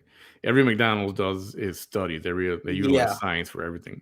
Yeah, their straw, they put like millions of dollars into searching for like the best straw, and apparently like it's like wider to a certain percentage to where you get like the best fizziness out of your sodas and stuff like that. Yeah, and it's wider, so you drink it faster. So Yeah. you need to get another one. You want another one, or you want more. Yeah, that blew my mind when I found out how much they spent on straw research. I was like, if they're doing this on straws, I mean, they're probably putting way more money into like their food and practices. Do you know why McDonald's Coke tastes so good? Well, I mean, all their soda, but particularly Coke. Don't they have like a specific McDonald's recipe? That and the water is double filtered. Ah, They filter it coming into the building, and then they filter it again before it goes to the machines. It's see, I didn't know double that. filtered, very clean water. I didn't know that. I like having a lot of random like factoids and information, but I did not know that one. Yeah, that's in their franchise construction planning. You know, when it comes Mm-hmm. to build a thing, double filtered. Double filter. Anybody that's got good Coke like that is they probably have two filters or one really good filter that gets changed all the time. Yeah, I mean their sodas are strong. Like I know when I'm gonna drink when I used to, I don't really drink sodas anymore, but like it's just a crisp Coke taste. Yeah, Like it burns, but it's so good. Like you just got to drink more. it's addicting, man. It's Yeah, the whole. Oh, it man, is. that's a whole other topic of addicting foods. What about pizza? I'm from Chicago. I'm a big pizza snob. Yeah. What do you got in McAllen area? I hear a couple different things. You got to try this. You got to try that. Number one pizza place down here on this side of the valley is Brickfire Pizza. It's in Mission on Conway and 495. Um, they make their pizzas in an actual like brick oven, and they just taste so amazing. You go and you could put whatever toppings they have. You could make it your way, and it's not that expensive. So in Chicago, we've got a couple different styles of pizza. One is a pan or a deep dish. It's called our pan pizza. Mm-hmm. So the outside crust is like Oh, tall, I like this love pan tall. pizzas. I've traveled to Chicago. I know that pan pizza. It's amazing. So there's two. Okay, so there's a pan pizza. There's a couple of big names out there in Chicago. One is Rinaldi's. I mean, Giordano's. Mm-hmm. There's Giordano's, and then there's Lou Malnati's. Giordano's breaks the little piece of the sausage when they're cooking it, and they put them all over the pie, right? These little balls. Okay, and that's fine. That's how they do it. That's how everybody does it. Lou Malnati's takes one big ball, flattens it, so no matter where you cut, guess what? You got a whole layer of sausage on your pizza. Oh man, that sounds amazing. It takes like an hour. You get there, you're gonna wait close to an hour, if not more, for your pie. And it's so good. You got to eat it with a fork. You do. I mean, you can't eat it sliced without a fork, but it's a little messy. But Lou Malnati's is the pizza you want to eat, and you can have it shipped to you. They'll prepare it all frozen. All you do is put it in your oven, and you can have a Lou Malnati's pizza. It's like 65, maybe $75. You get two of them, two small ones. Totally worth it to try once in your lifetime. Yeah, that's an idea for a future video for me. I'm willing to do that. I Yeah, know at that Brickfire place, they for a while, I don't know if they still do it. They had like little pizza kits that you could give to your kids to where like they give you the dough already, they give you the cheese, they give you everything separate, and you build your own pizza at home, you stick it in the oven, they give you the instructions. And I did a video on that, and it was just good. Even though like I made it myself, it was probably like the best pizza locally down here. And I recommend it. If you haven't tried it, I think you should try Brick Fire Pizza. They have Brick really good Fire. wings, everything. Their pasta's amazing. The other style of pizza they got in Chicago is thin crust. Mhm. And some of them are even called tavern style. And it's really, really paper thin, crunchy crust. I mean, paper thin. And there's a way of making it. There's a way of how many days that the yeast has to rise before they even use it for a pizza crust. There's a science to it. There's a whole science to it. Yeah, my favorite place, ring out to Pat's Pizza in Chicago. Mhm. Pat's Pizza, it's a little neighborhood place. I used to work there as a kid. You know, handing out. We used to hand out menus. They'd say, "Here, go put the menus on everybody's mailbox." So we'd go throughout the whole neighborhood with a backpack with all the menus and the flyers, and we'd go and put them on everybody's door, mailbox, or whatever. I'm gonna have to pick your brain because I do want to take my family to Chicago. They've never been. I want to show them, like Navy Pier, Millennium Park. Like I want to show them that kind of stuff. But we got to do Chicago pizza. Oh, you have to, and you got to try those too. You got to make time for both. The deep dish, you got to go to Little Malnati's. There's the Giordano's place. They're good too. They're becoming a little more. They're becoming a little more like a chain, or they're like all over the place now. Starting a franchise. Yeah, and I don't know. To me, it just takes away a little from it. It's probably still good, but Lou's has always been really, really special. So definitely, when you do that, let me know. If you go to Chicago, you got to take the riverboat tour. It's an architectural tour on the Chicago River. It's freaking beautiful. It's awesome. Yeah, I need to do that. I do plan on going to Chicago. I want to take my family to New York because I had some New York pizza. New York pizza is pretty good too. Yeah. I know it's like a huge war, like Chicago style versus New York style. I did like Chicago because I did have the pan pizza when I went to Chicago. But I went to this really small, like hole in the wall, like pizza place in New York. I'll probably never find it again, but it was such a good pizza. It was a real cheesy, like real, like the kind of stuff you see in cartoons where like you got cheese falling everywhere while you're trying to eat it. Yeah. I mean, that was pretty good too. And I've had it. When I worked in New York, when I used to fly there regularly, but I just wasn't a fan. I'm a snob. Yeah, I'm a snob. I'm a pizza snob. I was born and raised in Chicago, so I have a right to be a snob, and I have a right to my opinion. Yeah. Everybody, you can like whatever you want. I was surprised by some pizza down here. Maybe it's because I just haven't had a good pizza in a long time. I haven't been to Chicago in a while. I got to get back there too. Well, there's I think it's called Cordon's here in right down the street from me. Like, I heard about that place. Yes. Yeah, they do Chicago style. It might not compare it to like what you've had, but it's a pretty nice place if you haven't been. Like the pizza's pretty good. It's probably like my second favorite local pizza place, and I have a family member that's from Chicago also, and like the whole place is just everything Chicago. Like the pictures on the wall, the murals. It's all like they're really going for that Chicago feel. And you can try to match it. I think one of the important ingredients is that some of the ingredients are made in Chicago, like sausage and some of the things like that. So when you're using sausage here, you buy it in Houston or Dallas or whatever, it's not the same. Chicago's got their own, as a whole, as a city, they've got a particular way of making sausage and what the ingredients are, and it's just I'm sure it's a cultural thing. I'm sure it doesn't compare at all. That's probably like me going to Chicago expecting the tacos that we have down here and stuff like that. Oh yeah, don't even get me started on tacos. Go over St. Patrick's Day. So the Chicago River, they dye it really green for St. Patrick's Day. That's something I've always wanted to see and experience for myself. It's pretty cool. I mean, it's a pretty cool time to be there. A lot of drunk people on the streets. The St. Patrick's Day parade and all that stuff. Of course, it's a great place. I mean, every time I go, I get off the airplane. Well, when I worked for the airline, it was easier to do this, right? Yeah. I'd get to Chicago, take the train downtown. I'd get off and just walk for like 4 or 5 hours. Just walk all downtown and take my pictures. It's always fun. That's what I want to do.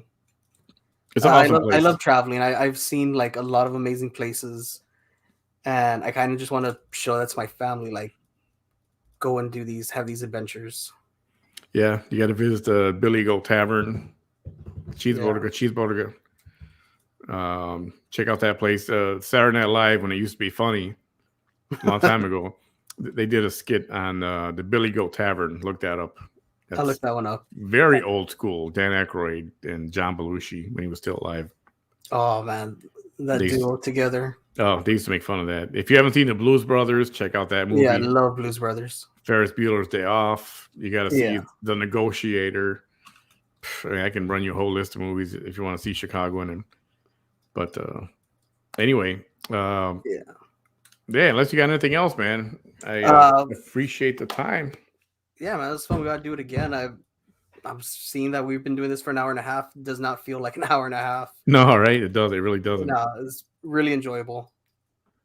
Awesome. Guys, if you're still watching, if you haven't liked my page yet, please go ahead and give my Facebook page a like at facebook.com/Manny behind the mic. And the same thing for YouTube, youtube.com/Manny behind the mic. And just give me a subscribe. That would be awesome. Come back for more. I'll be back here tomorrow night and just throwing more junk out there.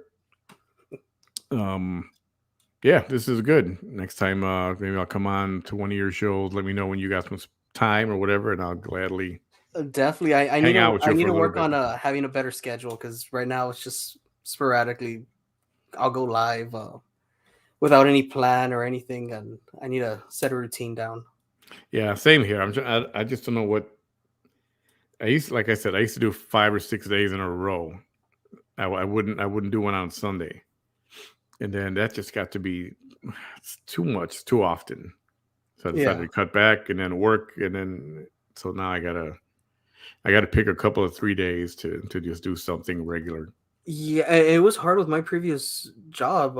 I was working from 5 p.m. to 2 a.m. some days, and then 11 p.m. to 8 a.m. some other days. So it was really no way for me to come up with a schedule. Like, I don't want to do a show at 8 in the morning, 9 in the morning when people Yeah, are getting their days started. So that's why I wasn't able to have a schedule. But now that I'm not doing that anymore, I feel like I could probably set like a certain day or two out of the week that will always be, my slot. right. Like I said, there's plenty of time for everyone. There's plenty of space for everybody. Yeah. I And I I try and check in with other people that have their shows. Like, hey, what time are you gonna do your show? Like, I don't want to interfere because I know there's some people that enjoy both platforms, and I don't want to create like a war, or I don't want to create like, oh, he's trying to step in on your turf kind of thing. oh yeah, you know what? Like, a lot of people I get get really attached to like creators that they like watching and stuff, and and that's fine. You yeah, know, I can say things about that. You know what? I'd rather not get into it. But somebody got butt hurt for a simple misunderstanding, and it just became a stupid situation. And you know, for the most part, I'll respect whatever time you're on. And if I do go on, it's for a specific reason. I'm not yeah. doing it just to step over you or to try to take your viewers. And got It, nothing it, to do with that. exactly. Like, I try and have that. I went live last week. And one of the first comments was like, "Hey, Ophelia's live right now, and Frank's gonna go live in 30 minutes. Like, what are you doing your show on?" Like, they just wanted like to let me know. I was like, "Hey, like, if you want to watch their platforms, like, go for it. Like, I Yeah, watch them when I'm able to. Like, I do it too."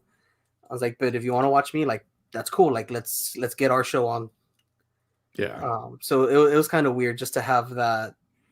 yeah. It's funny. I used to have people say, "Oh, I'm watching yours and the other one at the same time." Like, oh, that's cool. That's fine. You know, whatever. Yeah, That's fine. I'm not. yeah.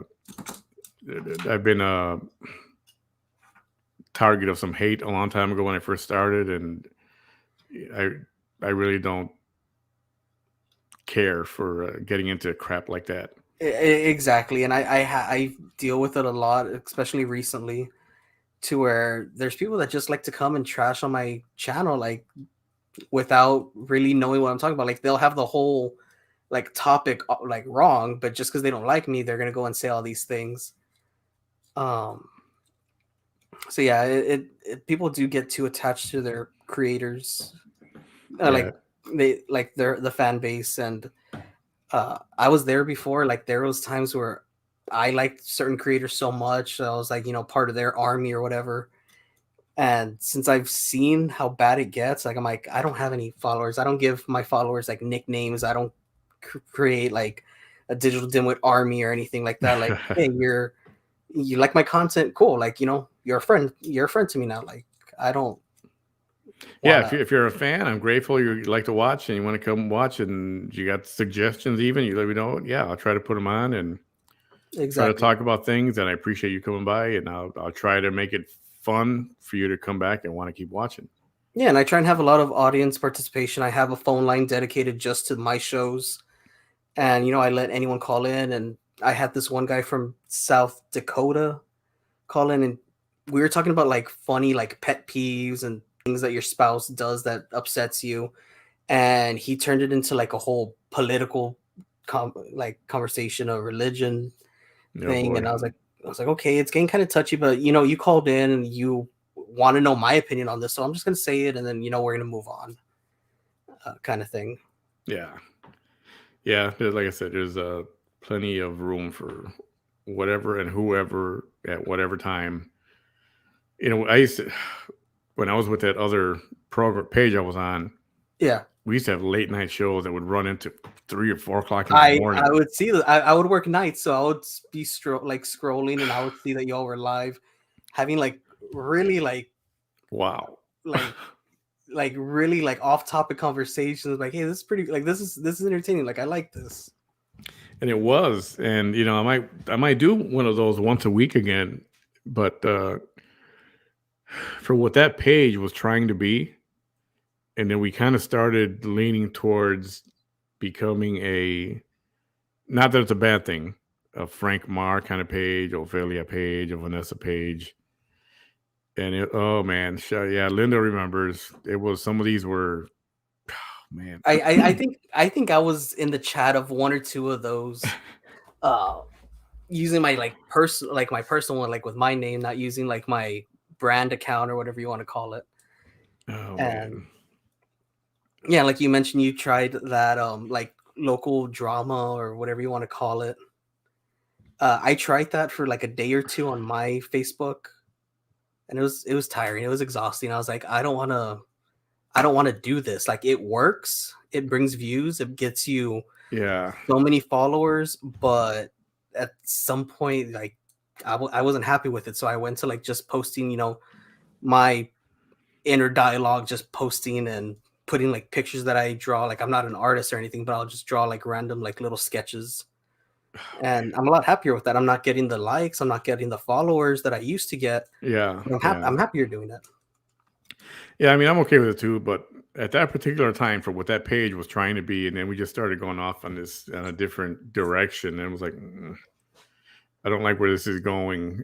We're trying to be a serious political page for the most part, with some shenanigans here and there, but then we started. Yeah. They became 2 and 3 and 4 hour shows into the wee hours of the morning, and I had to be at work at 6:30 in the morning, and we're online at 4 a.m. One of the greatest moments was, somebody mentioned, I don't know, we were talking about all kind of crap, right? We're talking politics, and somebody said, "Oh, I don't know how the topic came up. Dora the Explorer." And so, "Oh, there's a politician in Houston or whatever, Dora the Explorer." I don't know how many of you guys remember this. And so I looked it up, and I found the lady, and they had somebody made a meme with that woman with Dora the Explorer, right next to the cartoon. But what I didn't notice was that Dora the Explorer cartoon was holding this little monkey. But the monkey, they had put the guy's face, the mayor of Houston, they put his face Oh, on the monkey body. So, but I put the picture up there, not even realizing that. And then it was a laugh fest. I could not, we were laughing and giggling for half an hour after that. And they're like, "You got to take it down. You got to take it down." It's like, "What? Why?" And I looked, and it was, yeah, I mean, obviously anybody would say that's racist. I was like, yeah, and it would be, except yeah. I didn't create the meme and I didn't put it up there on purpose. And it was just, and it's one of those things where you had to be there, right? Yeah. But it was freaking hilarious. Linda remembers that was one of the, oh man. classic moment. No, that was fun. It was fun. It was funny. Everybody laughed, and I remember. And then afterwards, they're trying to yell at me. Why did you put that up there? Now we're gonna get in trouble. We're gonna call us racist. And it was just, yeah, it was hilarious. It was very funny. Yeah, but no, I gotta respect y'all for going going political. Like that's like one of the things I try and stay away from because I know it's like such a touchy subject. But I mean, y'all made it work. Y'all had like your spin on it, and it was entertaining, and it really didn't feel like you were pushing politics only. Like y'all had like your inside jokes or like the jokes of the channel or the platform. Yeah, I mean, there's no denying that we leaned a certain way, right? Yeah, But we wanted to hear everybody's opinion, and we wouldn't turn anybody away if they were the opposite or whatever. We'd still, yeah, say what you want to say. We're not going to block you. We're not going to delete you if you disagree. My thing was, you can say whatever you want on my show, just don't be an asshole. yeah. If you're an asshole, and then I got the right to boot you out. Otherwise, you can say whatever you want to say. Just don't be rude to people specifically or belligerent, that kind of thing. Yeah, and I say the same thing too. Like, you could hate me, I'm not gonna force you to like me. But at least listen to like my side, listen to what I have to say before you decide like, oh, I'm gonna hate this guy, I'm gonna downvote him, I'm gonna uh report his page. I've had my stuff reported so many times, but it gets overturned because it's just out of hate, like people doing it. Like, there's nothing wrong with what I post. Right. Yeah, and pretty much sometimes I get flack. Oh, you're too right leaning. I'm like, well, I'm consider myself conservative, Mm-hmm. and yeah, That's who I am, and that's the way I'm gonna run my page. And those are things I'm gonna post because I'm more right leaning. But whenever it comes up, I tried. Local politics, which is usually not red or blue. I just try to present all sides. Yeah. And sometimes people don't want to come on your page because for whatever. Oh, hang on. What about the ethics violation that y'all brought up and is now an issue for REIT? Man, that time we had Vanessa on, it was good for the show, and like I said, it brought up a lot of. Dude, I had to ban somebody before the show before we even went live the first time ever. I was already banning people, and I was like, but yeah, but you all brought up like about her like paying her fees and stuff like this, and that was a thing where she didn't. And if you look at it now, like, she has ethical violations because she didn't pay these things when she was trying to convince everyone that she had. Yeah, and that was the thing. She got upset at that. And that's when she just wouldn't shut the hell up. And I had to cut her off, and it made her go away. Yeah. I'm like, I had to do that.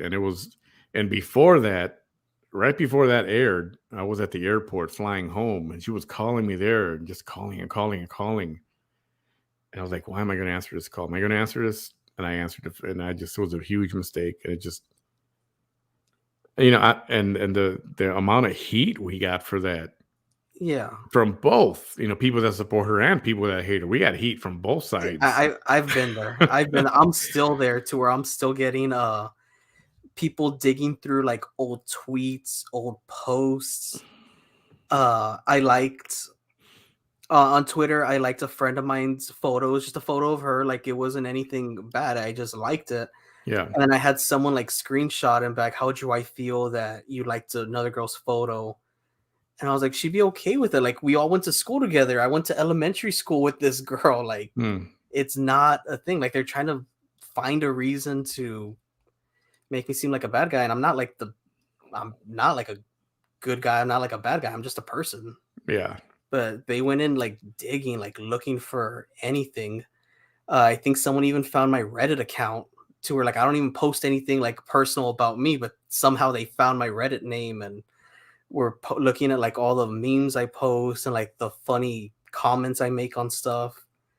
So I mean, there's some dedicated people out there. There is, and those that like you and they stick with you. And you get support, you have like a small core of people that really support you, and they watch whenever as much as they can, and they comment a lot, and you message sometimes back and forth, and I would say it. You'll become like friends, right? They become Yeah, people that you can usually trust. and I have with some people from my channel. Like I know I could always count on seeing them in the live chat. I always get messages like, "Hey, I'm sorry I missed your show. I'm watching it right now. It's Mhm. really good." And it's even gone from like not talking about my channel to just like, "Hey, how you doing?" Or Yeah, like, "Did you see this video? It's a pretty good video." And it has nothing to do with like my channel or my platform, but just like having a friendship, and I love that.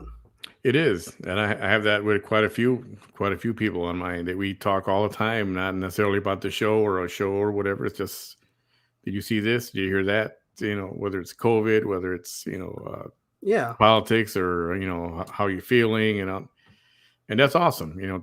There's some good people out there. There's some yeah, very, and like very good people out there. there's some weeks where I'm talking to people who like my content more than I'm talking to like my best friend, and like my best friend doesn't even watch my stuff.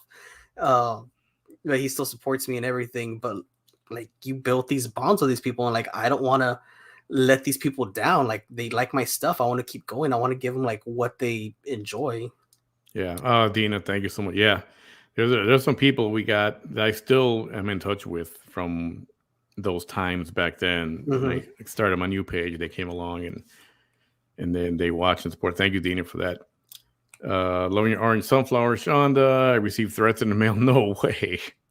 I've heard stories of people receiving packages in the mail. Really, Linda? You get threats for I don't okay. Linda can dig up stuff. I know that much. And she's got a lot of information on a lot of people. Yeah, That's what I've heard. I've heard that. I believe I've spoken to Linda. She's impressed me with some of the stuff that she's shown me. I would hope it would never get to that. And some stuff came up back then, and I had some haters on me for a month, and I lost a lot of fans. They didn't even ask me, what was this true? Did that happen? No, they just took off and cut me off, and I decided not to bring it up and fight it and explain, because I didn't want to create a online back and forth. Yeah, A gossip column, or people like a war. You know what I mean? exactly. Like I try and avoid that like as much as possible. That's why I try and like always check in with like other creators. Like, hey, how you doing? Like, how's life? Like, I don't want to start anything because it could get ugly for no reason. Yeah, and it's dumb. I'm not gonna. There's a lot of, I did lose friends. I never got a chance to explain this or that, or the reality of things. And Yeah, I decided not to do a show and go, okay, I'm going to clear this up today. No, I said, I'm not going to get into that, because I then did I'm that recently. just going to perpetuate it, and it'll keep it going. And then somebody will say, oh, they said this, and and I would get messages and screenshots. Look what they said. Look what they said. And I'm like, Yeah, more crap. And I was like, yeah, I'm just going to ignore it and move on with my life and cut people off from my life, which I did, and it's been the best thing ever for me. yeah. And then I've I'm had okay with people. that. I've had people message me like I unsubscribed to you because you didn't want to side with so and so. I was like, I'm not. It's not about siding. Like this person does good things and bad things. This person does good things and bad things. That's not going to determine if I hate them or anything. Like I'm cool with everybody. But they're Yeah. like, oh well, you should have really sided with this person over this person. I can't trust you. I unsubscribed. I'm Oh, like, I'm like, that's cool. I all mean, if right. you want to check back in with me, a few weeks from now, maybe I do a show talking about what you like and you want to come back, doors always open. I'm not gonna like start something with you just because you're coming at me saying you don't like my content. Like if you don't like, it's not for everyone. Yeah. If Yeah. everyone loved my content, I would have been like a top creator. I would have been in a mansion or something right now. I'm still just in my house. Like, yeah, I made YouTube partner recently. I'm making like a little bit of side stuff there, but it's nothing I'm gonna live off of. Like, it's there. I haven't even touched it. Yeah. And it'd be nice to get to that point, but I'm not. I'm not doing this, like, for the money. It's not to make No, a living. It's exactly. just it's like a hobby I enjoy. And if I can talk about things that make people think or make people laugh or whatever, then Yeah, that's what I like. And it's fun. It is fun. I'm not gonna lie. I mean, you it know, is like it's a nice outlet to have. when I had Miguel Escobar, the PA, on. the first time, and the second time, I think we almost went 3 or 4 hours. And I said it originally was planned for an hour and a half tops, but it just kept on going. And I mean, and it just people wanted the information. And that first video with him, the first one I did with him, that's got 9 or 10,000 views, whatever it is. Yeah. And then I did some local shows with the local commissioners here, Roy de los Santos, when he was running for commissioner. Mhm. The first hour, maybe hour and a half, was politics, local politics and the campaign and this and that. But then he stayed on. We just started talking, and it was 3.5 hours later, and it was just enjoyable conversation. And Yeah. you're laughing and you're making fun of this, or you're talking about that person or this and that. And I don't know if you can make people laugh. And I get that people like the drama that these other pages Yeah. do, but I don't want to get into that. And like I said before, I don't mind if they do. Hey man, more power to you. You're getting it's just fascinating how they can have hundreds and hundreds of people watching Yeah. just because they're, feuding with this person or that person or whatever. Yeah. Like it works. I did it for a little bit. It worked for me. It got my name out there. People want to hate me for, I guess, using that for cloud or whatever you want to call it. But deep down, it's all about the hustle. You got to do what works for you. You got to do what people want. So yeah, I started doing that, and now I'm doing something else, and I'm keeping different followers, and it's awesome. I've seen a lot of people that I talk to in private messages here on yours, and it's nice to have that little community. Yeah, it definitely is. And like I said, I'm okay to have a small nucleus of Yeah. fans that are good people and loyal fans and that kind of thing than having 400 people, and I don't know any of them. But Yeah. I mean, it'd be nice to have the bigger crowd to Oh, watch. definitely. But I agree also, you got to have something worthy of people wanting to come and listen or watch you, what I mean? Yeah. Like I'm happier. I think I'm I'd be grateful. Yeah. Like I'm grateful the for the small number I have, and I enjoy having this community more than when I was pulling in like hundreds and hundreds and thousands of views from people I didn't even know. Yeah. And a big chunk of them left once I hung up the whole Vanessa topic. But I like now that I could talk about like relationship pet peeves. I was talking about favorite Halloween candy. I was talking about like best Halloween movie to watch. Um, I had an episode where I had people calling in talking about like their worst like breakups or like times when they were cheated on, and I felt like this was a lot more fun. Like I was having fun just bouncing this off of people rather than me sitting in front of a camera for hours, because those Vanessa videos would take me like a few hours to do, Yeah. and having to like go and edit them and like listen to the same stuff over and over. And I was like, I'm not happy doing this. Like I don't want to do Yeah. See, I'm not a fan of doing all the editing. it. And Yeah. the one thing, if you guys remember, some of you who've been following and watching for a while, some of the shows were even like deleted. Once it was over, the guy who was my co-host, we decided, you know what, we just got to delete this. And at first, I hated doing it. I hated doing it. Some of these shows were freaking funny as heck, and they were a good Mhm. time. But the way I started to see things was, I want this to be like when you go to a concert, right? You can't record it. You can't take your video camera out and record it, and you're not supposed to record it on a personal recorder. Yeah. So once you're there, you experience it, and when you're gone, it's over and done. At least you said you were there. Yeah. You had to be there. So this, I kind of saw that the same thing. Yeah, we're deleting it, so it was kind of a way to tell people, well, you got to come and watch because we're gonna delete. It's only Yeah. You gotta like be there in the moment, live in the it's moment. only live, yeah. And Lynn, I know you're asking. It's a really long story, and I don't know. At some point, I'll get to it. But it's history. It's history that you're almost better off not knowing. Yeah, be grateful. Exactly. Um,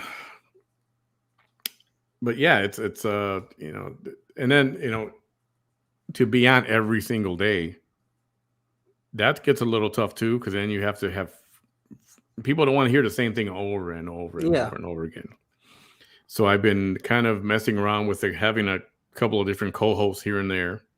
Mhm. But I don't know if you saw my friend Bam. Bam has been on with me a bunch of times. Yeah. Cool guy, love him to death. But I want every once in a while I need somebody different because we both have the same views, we both have the same opinions. So to me, that's like, two guys stroking each other, so to speak. Yeah. It's boring, right? Yeah. At that point, like some people might just see it as like a circle jerk. Exactly. So it'd be nice to have a different opinion come in. Some conflicts. Even if you hate, if it's political, okay, fine. If you hate my side, that's okay. I want to hear all about it, and we'll talk about whatever. And just so it's different, it's not the same. So that's where I'm in the middle of it right now. And he's working now. He's got a daytime job, which keeps him busy. And sometimes I'll have Abel Vela on. And I'll do a few, solo shows. I got to do more of those. I haven't done those in a while.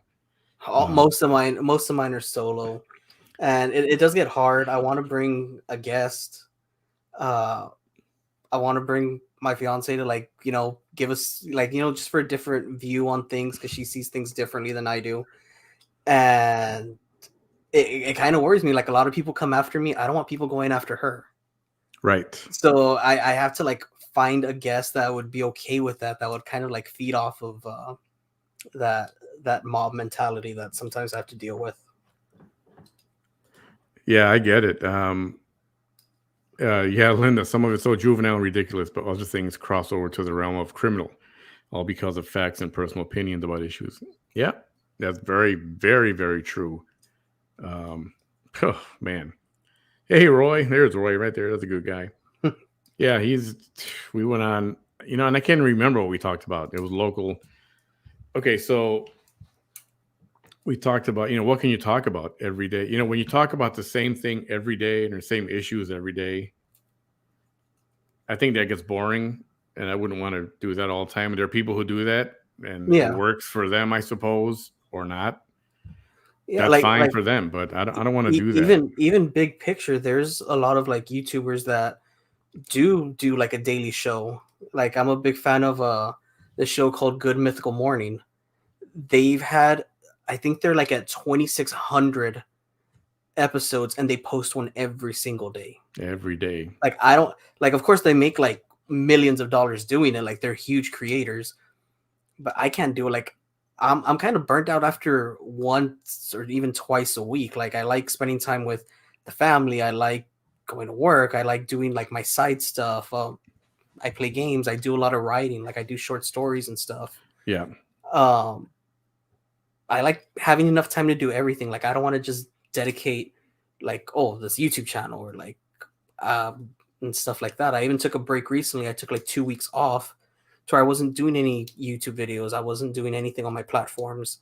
And that was just kind of like a detox. And I came back and I feel so much happier. Yeah, I guess sometimes you do need a break. And I did take one. I don't know if it was quite 2 weeks, but I went over a week when I didn't do one. This was in between the shows with Miguel Escobar but that was because of job transition, and then I was injured, and I just I think mentally I just needed a break from everything. That's what I felt like, because the drama was starting to get back to its peak, and I was like, I don't want anything to do with this. I'm gonna use some vacation time and separate myself from it. Started dying down. I came back. It sounds like it's starting to pick back up, so I'm real hesitant about what to do with this. Yeah, Dina, thank you so much. Lena, thanks for Miguel Escobar. I've been squeamish about what's in the chocolate. Now I can't eat it.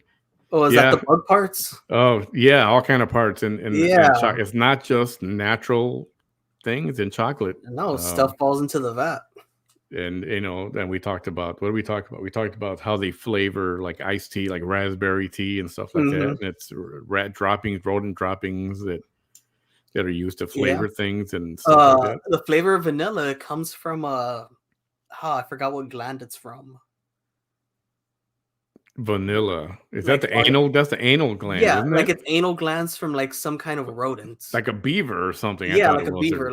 The artificial vanilla flavors, anal glands. Oh, yummy.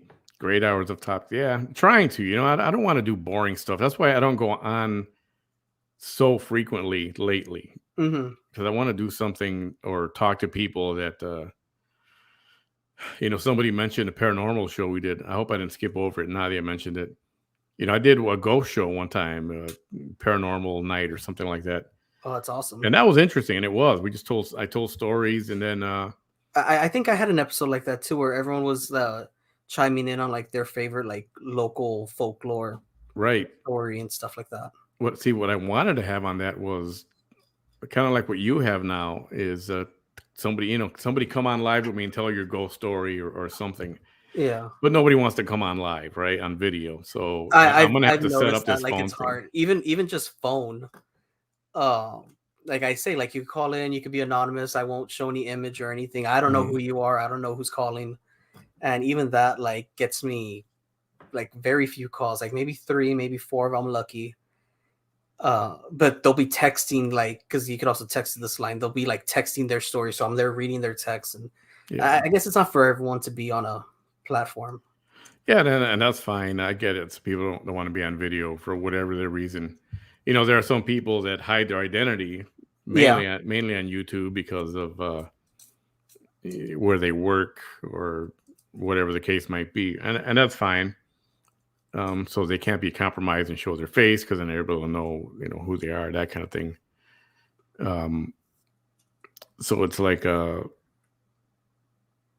don't know. I'm gonna try to figure out something.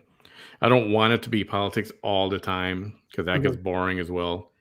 I used to watch some of the news networks. I'd keep them on from the minute I wake up in the morning to the minute I go to bed.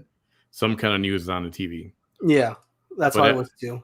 yeah, and now after a few hours, I'm like, oh no, that's enough already. There's nothing new, so the old cycle keeps recycling, right? Yeah, And it's like, yeah, that's when it's time to just watch something else. There's yeah. some. Well, it wasn't really by choice for me. It was back when I worked at the police department. We have like so many TV monitors up, but we can't put like whatever we want on it. So it was always news. We got like Fox, CNN. We had like all the different programs. So like it was nice to kind of see like all the points. Like they were always covering the same thing more or less, just like their version of it. But it's draining.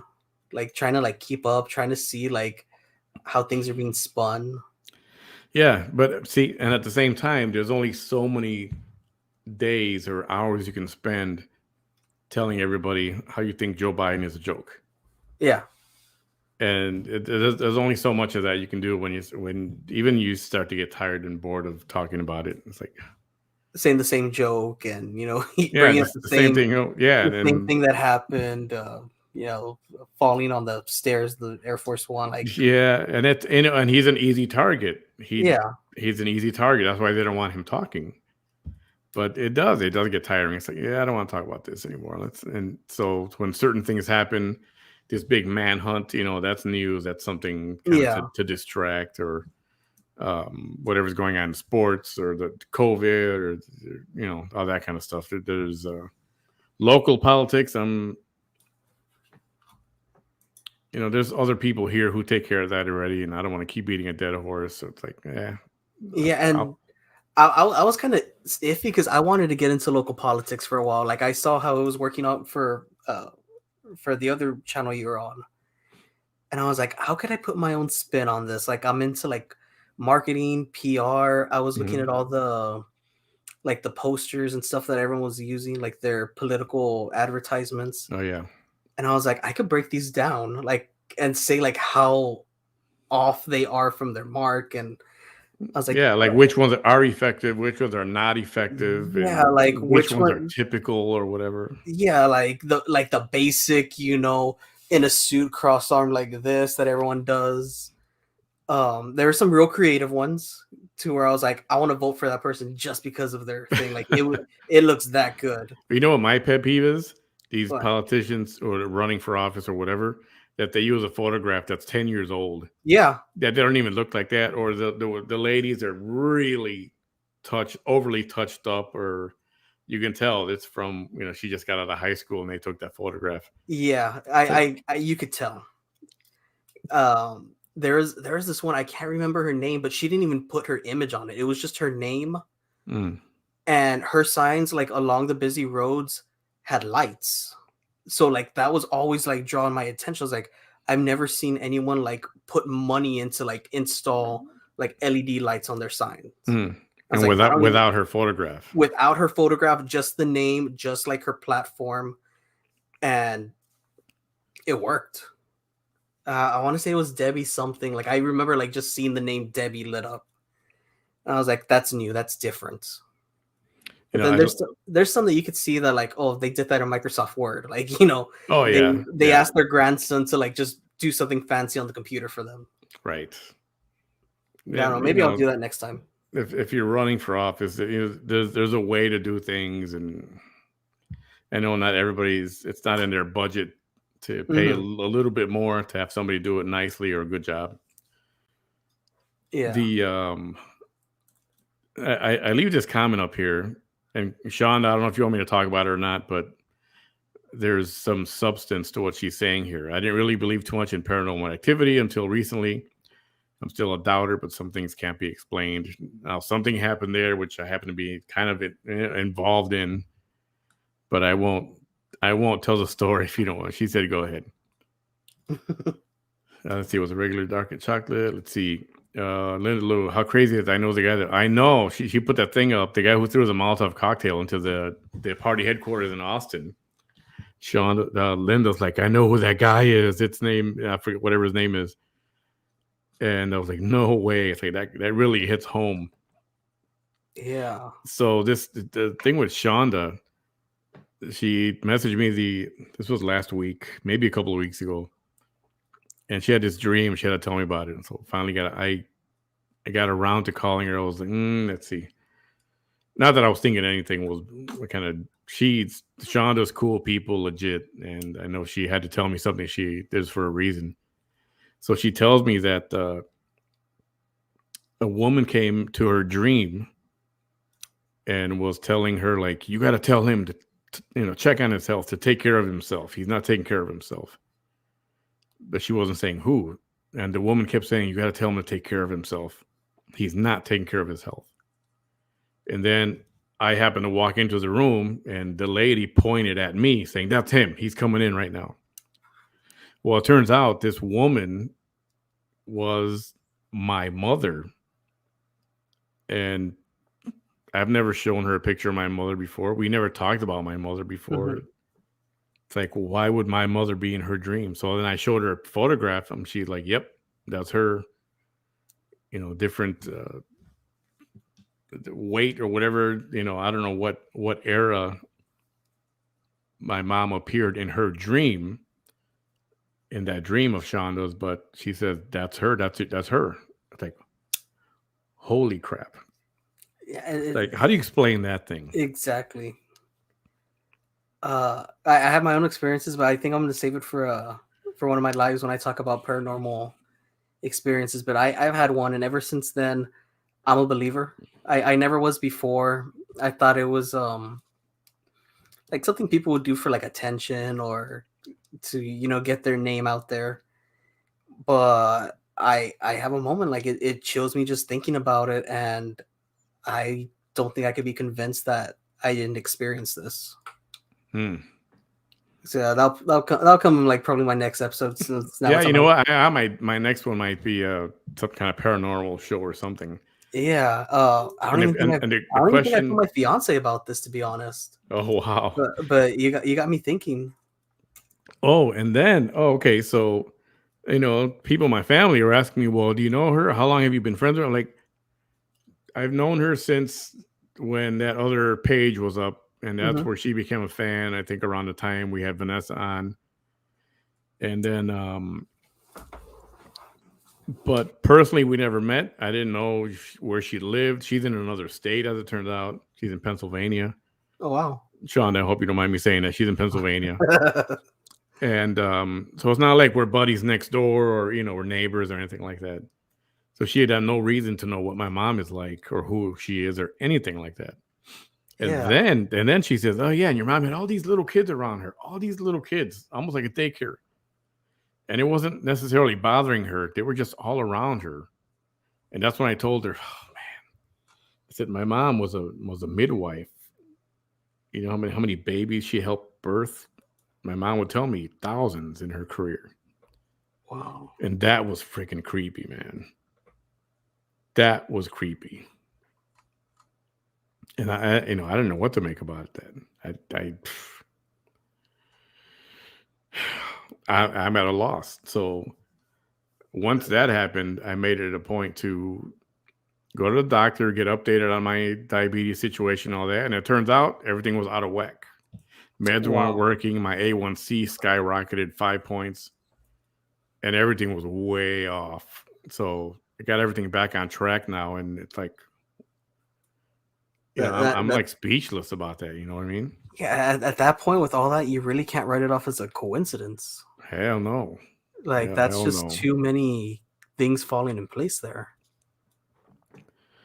And I was like, I'm gonna show you a picture. And I looked up a picture of her, and although she said she was a little older, but she said, yeah, that's her. She said that's her. And the glasses that she said she was wearing, my mom would wear that kind of glass. I'm like, oh my goodness. Yep. Good. Yep. And I don't know what to make of it other than why she chose Shonda, or even if she chose her or not. Who knows how that works, right? In the afterlife. Who knows? Yeah. But I'm convinced there is an afterlife. Yeah. We may not be conscious and aware of it, but whatever our afterlife is, surely is. I'm a huge believer. I think there is something, like you said, we might not be conscious for it, but I think there is something. I have my own theories on what the afterlife consists of, but that's like a whole other situation, like a whole other story. Yeah. Hey, tomorrow night, Saturday night's a good thing. Maybe we'll do something like this. I did. I went to the doctor and got caught up on things and found out I was actually heading in the wrong direction, thinking I was headed in the right direction. And I think that's what, I don't know. I was for a couple of days, I was like, whoa, Yeah, like kind of taken back by it. Like, did this really happen? It's like, how is that even possible, right, Shonda? Like, yeah. That's incredible. So that's something that just happened literally a couple of weeks ago, and have since I've been put on the right track, medically speaking, and everything will be fine. But yeah, if I would have let things go the way they were, thinking everything was okay, I don't know what the heck would have happened. It was good that it did then. But I do believe in that stuff. I do. I'm still a skeptic. I won't believe every single thing I'm told, or but there's some things that you just can't ignore. Like your story, like you can't ignore that. Yeah, I mean, you really can't. And I'm still a skeptic. I do believe, but I'll still try to, like they say, debunk things. Like try and look for other reasons why. Well, a lot of people like to say, oh, look at this picture. It's got a ghost in the back. It's like, yeah, that's a shadow, or that's a reflection, or I'll still do that, but it doesn't mean I don't believe. I do believe. I just stuff that's obviously fake, I want to get it out of the way. Toss that to the side. Yeah, definitely. Yeah. Yeah. I think definitely my next episode will be digging into more of that stuff. I got the book written by a local author. He was a teacher back in IDEA when I went to IDEA, about legends of the Rio Grande Valley, and it's like all the local like urban legends and the haunting stories that like get passed on. And I'm reading some pretty good stuff on that, so maybe I'll dig into that a little more. That's a great program. Yeah, I thought I had the book with me, but I think I have it in my car. I read it when I'm in line for picking up my daughter from school. Set that one up real good. That'll be a good show. I mean, it's just 24 hours, but I'm going to set something up for tomorrow night and talk about this stuff, because I think it is fascinating. Yeah, it is. Especially around this season. When people can open up and think that, hey, this is what I'm drinking right here. It's not beer. I'm not drinking beer. Sparkling juice. This is the stuff you get at the dollar store. It costs $1. I'm already out of my A little energy bit. drink. It's good stuff. It's just regular. It's like sparkling apple cider. Um, so yeah, unless you got anything else, brother, I guess we can call it a night. We We're call it a night and plan for a future episode. I had fun.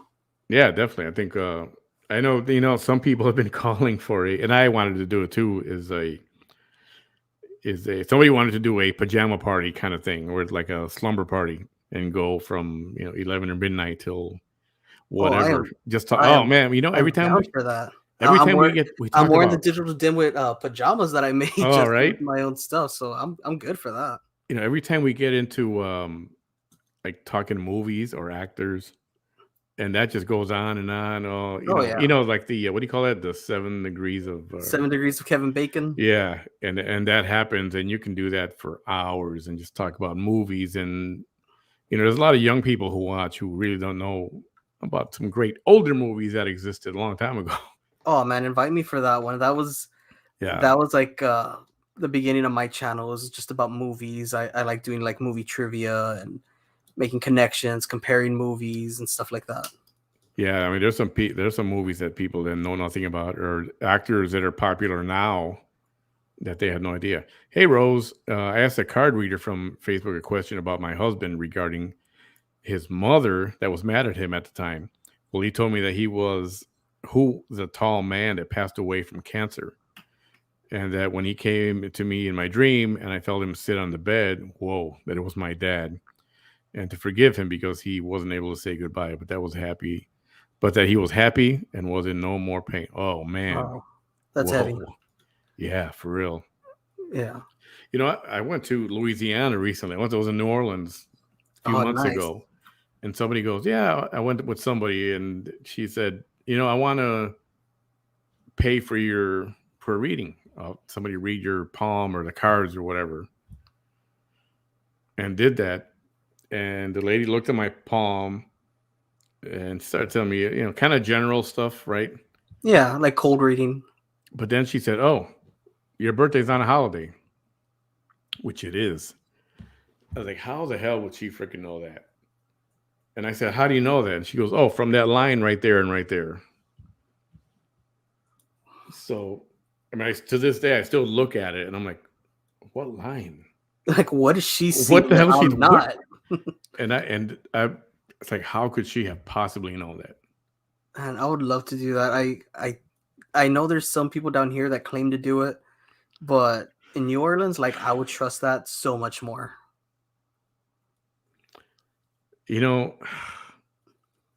I guess I do believe in that stuff, but you got to be careful when, Yeah. like Ouija boards.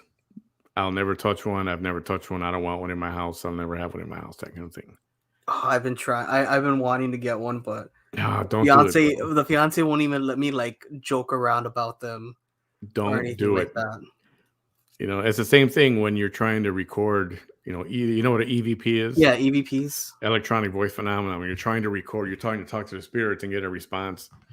When you do that, you're actually opening a portal, and then you do get responses and you'll get voices. And the problem is you really can't close that door. Once you open it, you open it. And the Ouija board is and the if something same gets thing. through, it's gonna be something strong. It's not gonna be like just any old thing. Hey, Oscar, what up? Thank you, man. Oscar. Yeah, my previous works I had lots of paranormal activity. I know there's so many places, So many hotels, hospitals, and stuff schools like and hotels, right? Yeah, I've been wanting. It's been my dream since I first started my channel like 2 or 3 years ago to go to that haunted hotel in Rio Grande City and just do a show in there. Like not egging any possible spirits, not trying to look for trouble, just seeing what I could experience if anything happens. Yeah. And there's so many hotels, even here in McAllen and Edinburgh, San Juan. Like I want to do a show at one of these places, and maybe now I will. Now that I have more time with, now that I'm not working these crazy schedules or anything like that. Yeah, I was in a couple of months ago. I was for work. I was in Alamosa, Colorado. Mm-hmm. And there's a UFO site. There's a UFO platform, like a little observatory. You can go there, and in the daytime, and at night too. It's open. But it's dark. So I decided to go at night, and I did a live from there. But it was so dark, bro. You couldn't even see me barely, Oh. and it was funny. That one I still have that show up there somewhere. It was so dark. It's like in the middle of nowhere, and the parking lot was creepy. I'm driving around, and you see these old, like, carnival horse just there on the ground, pulling some kind of chariot that's broken or whatever. And it was really creepy, you know. And my friend Abel's like, "Get out of the car, go take a picture with that." I was like, "Hell no!" It was really dark and creepy, and it was just too dark. You know, it helps if you have a second person who can maybe hold the camera for you, or you can bounce ideas off of, or it does help to have a second person when you're doing that kind of stuff. Yeah. Like I said, I do my shows by myself, and I'm getting not burnt out, but it's hard to throw out so much stuff when it's just you. Don't do it, Dee. About the Ouija board, yeah, definitely not, for sure. I know it's.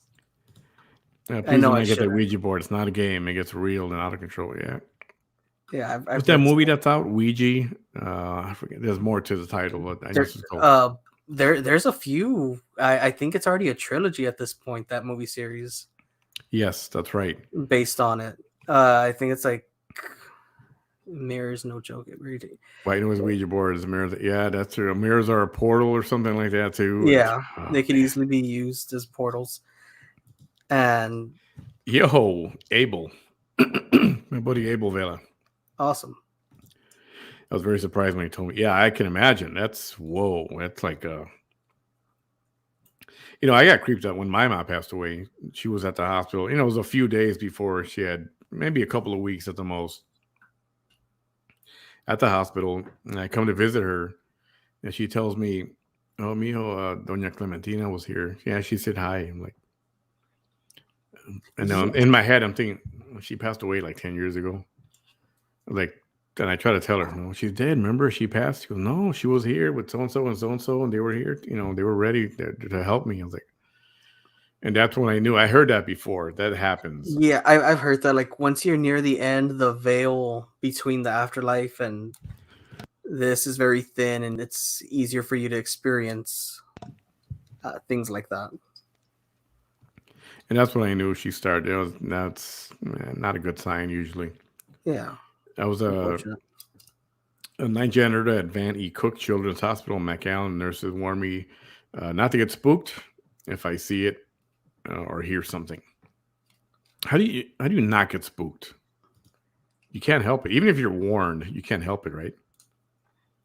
Yeah, Abel, he was the one who was with me on that Alamosa show.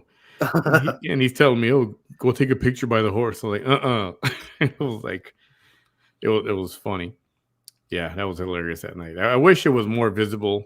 And even if there was stuff flying around, it was just too dark for a cell phone camera. Even as good as Apple is, when it's that dark, you're not going to see crap, you know? Yeah. There's limits. Explain the nearing of the veil. What veil? Oh, when I mentioned, like, once you're close to passing over to the afterlife, like the veil between the afterlife and what we live on a daily basis is very thin, so it's easier for you to see proof of the afterlife or other spirits around you and stuff like that. Yeah. I don't know if you call it a veil. I call it a veil. I'm sure it's something else, but like I've always just thought of it as like a very thin veil where you could see past what's around you. Yeah, that's not a bad word for it, actually. That's probably not a bad word for it. Rose's mother-in-law just turned 100 years old. Whoa. Wow. She talks to her sons and daughter that have passed away. Wow. I've heard of that happening too. I want to see the Alamosa show again. Can I show it to my... Yeah, it's still up. I haven't removed any of it. I'll try to find it and I'll post that again. That was funny. The veil is like jumping in and out of both dimensions. Yeah, that's kind of what I was going for. Yeah. Anyway, I don't know. We keep extending this every another 10 or 15 minutes every time we bring up another topic. It's a sign that we need to do a couple more episodes. Yeah, definitely agree. I'd be happy to come back That's awesome. That's awesome. And yeah, whenever you do one, if you need somebody, hey, I'll hop on with you, and Definitely. it'd I definitely be want to fun. do a paranormal one, and I like bouncing these topics off of you. So I definitely want to see if you would want to be on my show next time. Yeah, absolutely. It's the same as my dying grandma singing to a church choir at the hospital, and we could not hear it. And grandma praised and died that night. Oh wow. That's Whoa. see that's another one of those things like you just can't ignore a situation like that. Yeah, and I think my when my parents passed away, they I don't know how they made it happen, but both time my father and my mom, both times I was out at McDonald's buying lunch. Wow, And coincidentally, at home, it was my first was my father at the hospital. Yeah, I'm gonna get something to eat. And my sister was like, yeah, So I went and came back. He's gone. My mom here at the house, we knew it was close, so I wouldn't just leave if it was gonna happen at any minute, right? But I didn't think it yeah, was gonna be any minute. Then I was like, yeah, go get food. You haven't eaten yet or whatever. It's like, okay, I come back. She's gone. It's like, I guess I'm thinking they wanted that to happen. They didn't want me to be there when they're taking their last breath or whatever. yeah, Which I don't know. I got mad because I'm like, it's like I wanted to be there, but yeah. I don't Like I'm know. sure you wanted to. When it comes to like me doing something like that, like I don't think I would want to. It might be selfish, but I don't think I could be there as a loved one's taking their last breath, and it might be selfish, but like I think I would be too messed up and upset, and I'd probably do something really stupid out of the emotions I'm feeling. Hmm. Hi, Isabel. Thanks for joining us. We're kind of wrapping up already, but glad you But could there's two and a join half us. hours to go back and watch. Right? Just caught your. That's She's talking about your show, Daredevil. Yeah, it was like a joke I made. A digital dimwit DD Daredevil. I do my due diligence. Okay, okay. So I get called Daredevil a lot, and I love it. I was even watching the movie earlier today, and I was like, I need to get a mask just to embrace the whole Daredevil. Oh boy, yeah. I don't know about that. It's a bittersweet moment. Gotcha. She keeps staring up at the ceiling and says she saw angels and heard the music that she'd never heard, and it was hard to explain. I've heard that. I've heard that from so many other people that was their experience. Whoa, man. She had no dementia, but she kept singing quietly and died. And I think my mom was humming or something. I'm trying to remember.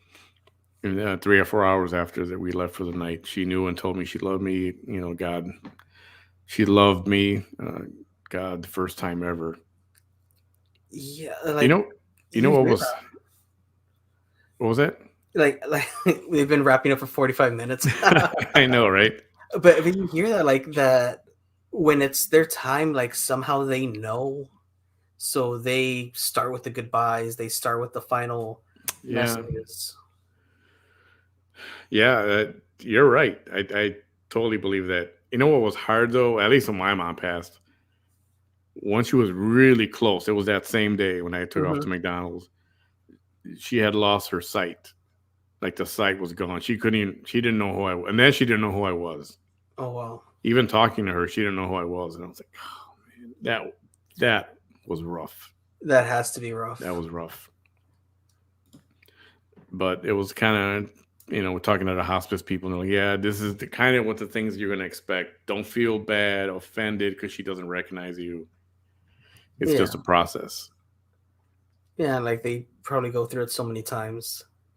Don't get Victor started on Marvel. Yeah. I could go on and on about comics and movies and what I like and dislike on what's being done on these things. Oh man, we'll have to. Yeah, we got to do this again for sure. For sure, Yeah. for sure. No, we Dude, will. it's been a great evening. For those of you who hung out with us the whole time, thanks for being here. Definitely see if we can do some more of these every now and then. Definitely, Yeah, definitely some kind of movie show or a paranormal yeah, something together or something just like that. message me and we'll do a paranormal experiences, and then we'll just get into movies. Start breaking some stuff down. Oh man, this could be good. All right, dude. I appreciate you coming on. Everyone, thanks for hanging out with us tonight. I know it's 2.5, and Phil, tomorrow night I can probably keep going a little longer. I want to go longer tomorrow night. Come up with some stuff for you guys. So tell your friends, tell your family to join us tomorrow night. Hey, you're welcome tomorrow if you want to. Yeah. I don't know what you got going on tomorrow night, but if you want, we could do. I should if I'm free. If I'm not too incapacitated. It's my daughter's birthday tomorrow, so I don't know how drained I'm going to be after tomorrow.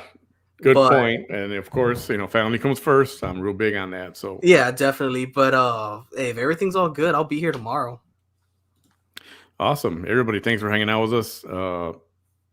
Digital Dimwit. Is it the Digital Dimwit or just Digital Dimwit? Just doesn't matter. Dimwit. Okay. Yeah, I usually go like it's Digital Dimwit and I'm just the Dimwit and stuff like that. Gotcha. He's got a page on YouTube, Digital Dimwit at YouTube. I'm imagining youtube.com/Digital Dimwit. Yeah. Is that right? /Digital Dimwit. And Facebook page too, but I think most of the stuff you do on your YouTube, is that correct? Yeah, most of stuff's on YouTube.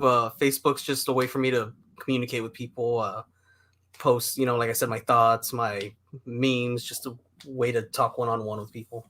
Yeah. Excellent. All right. We're going to wrap it up for real this time, I promise. For real. Everyone have a great night. Thank you for hanging out with us, and look for us, both of us, to be on in the next day. I'll be tomorrow night. Like I said, if he's available, he'll come back on, and we'll just start talking about stuff, and we'll see how long. I won't put a limit as to what time we're done. Oh yeah, it's more fun without a limit. Yeah, as long as we can keep our eyes open and we're having a good time, right? Yeah. Awesome, dude. Thanks for hanging out, everyone. Thank you, and we'll see you real soon. Have a good night, everybody.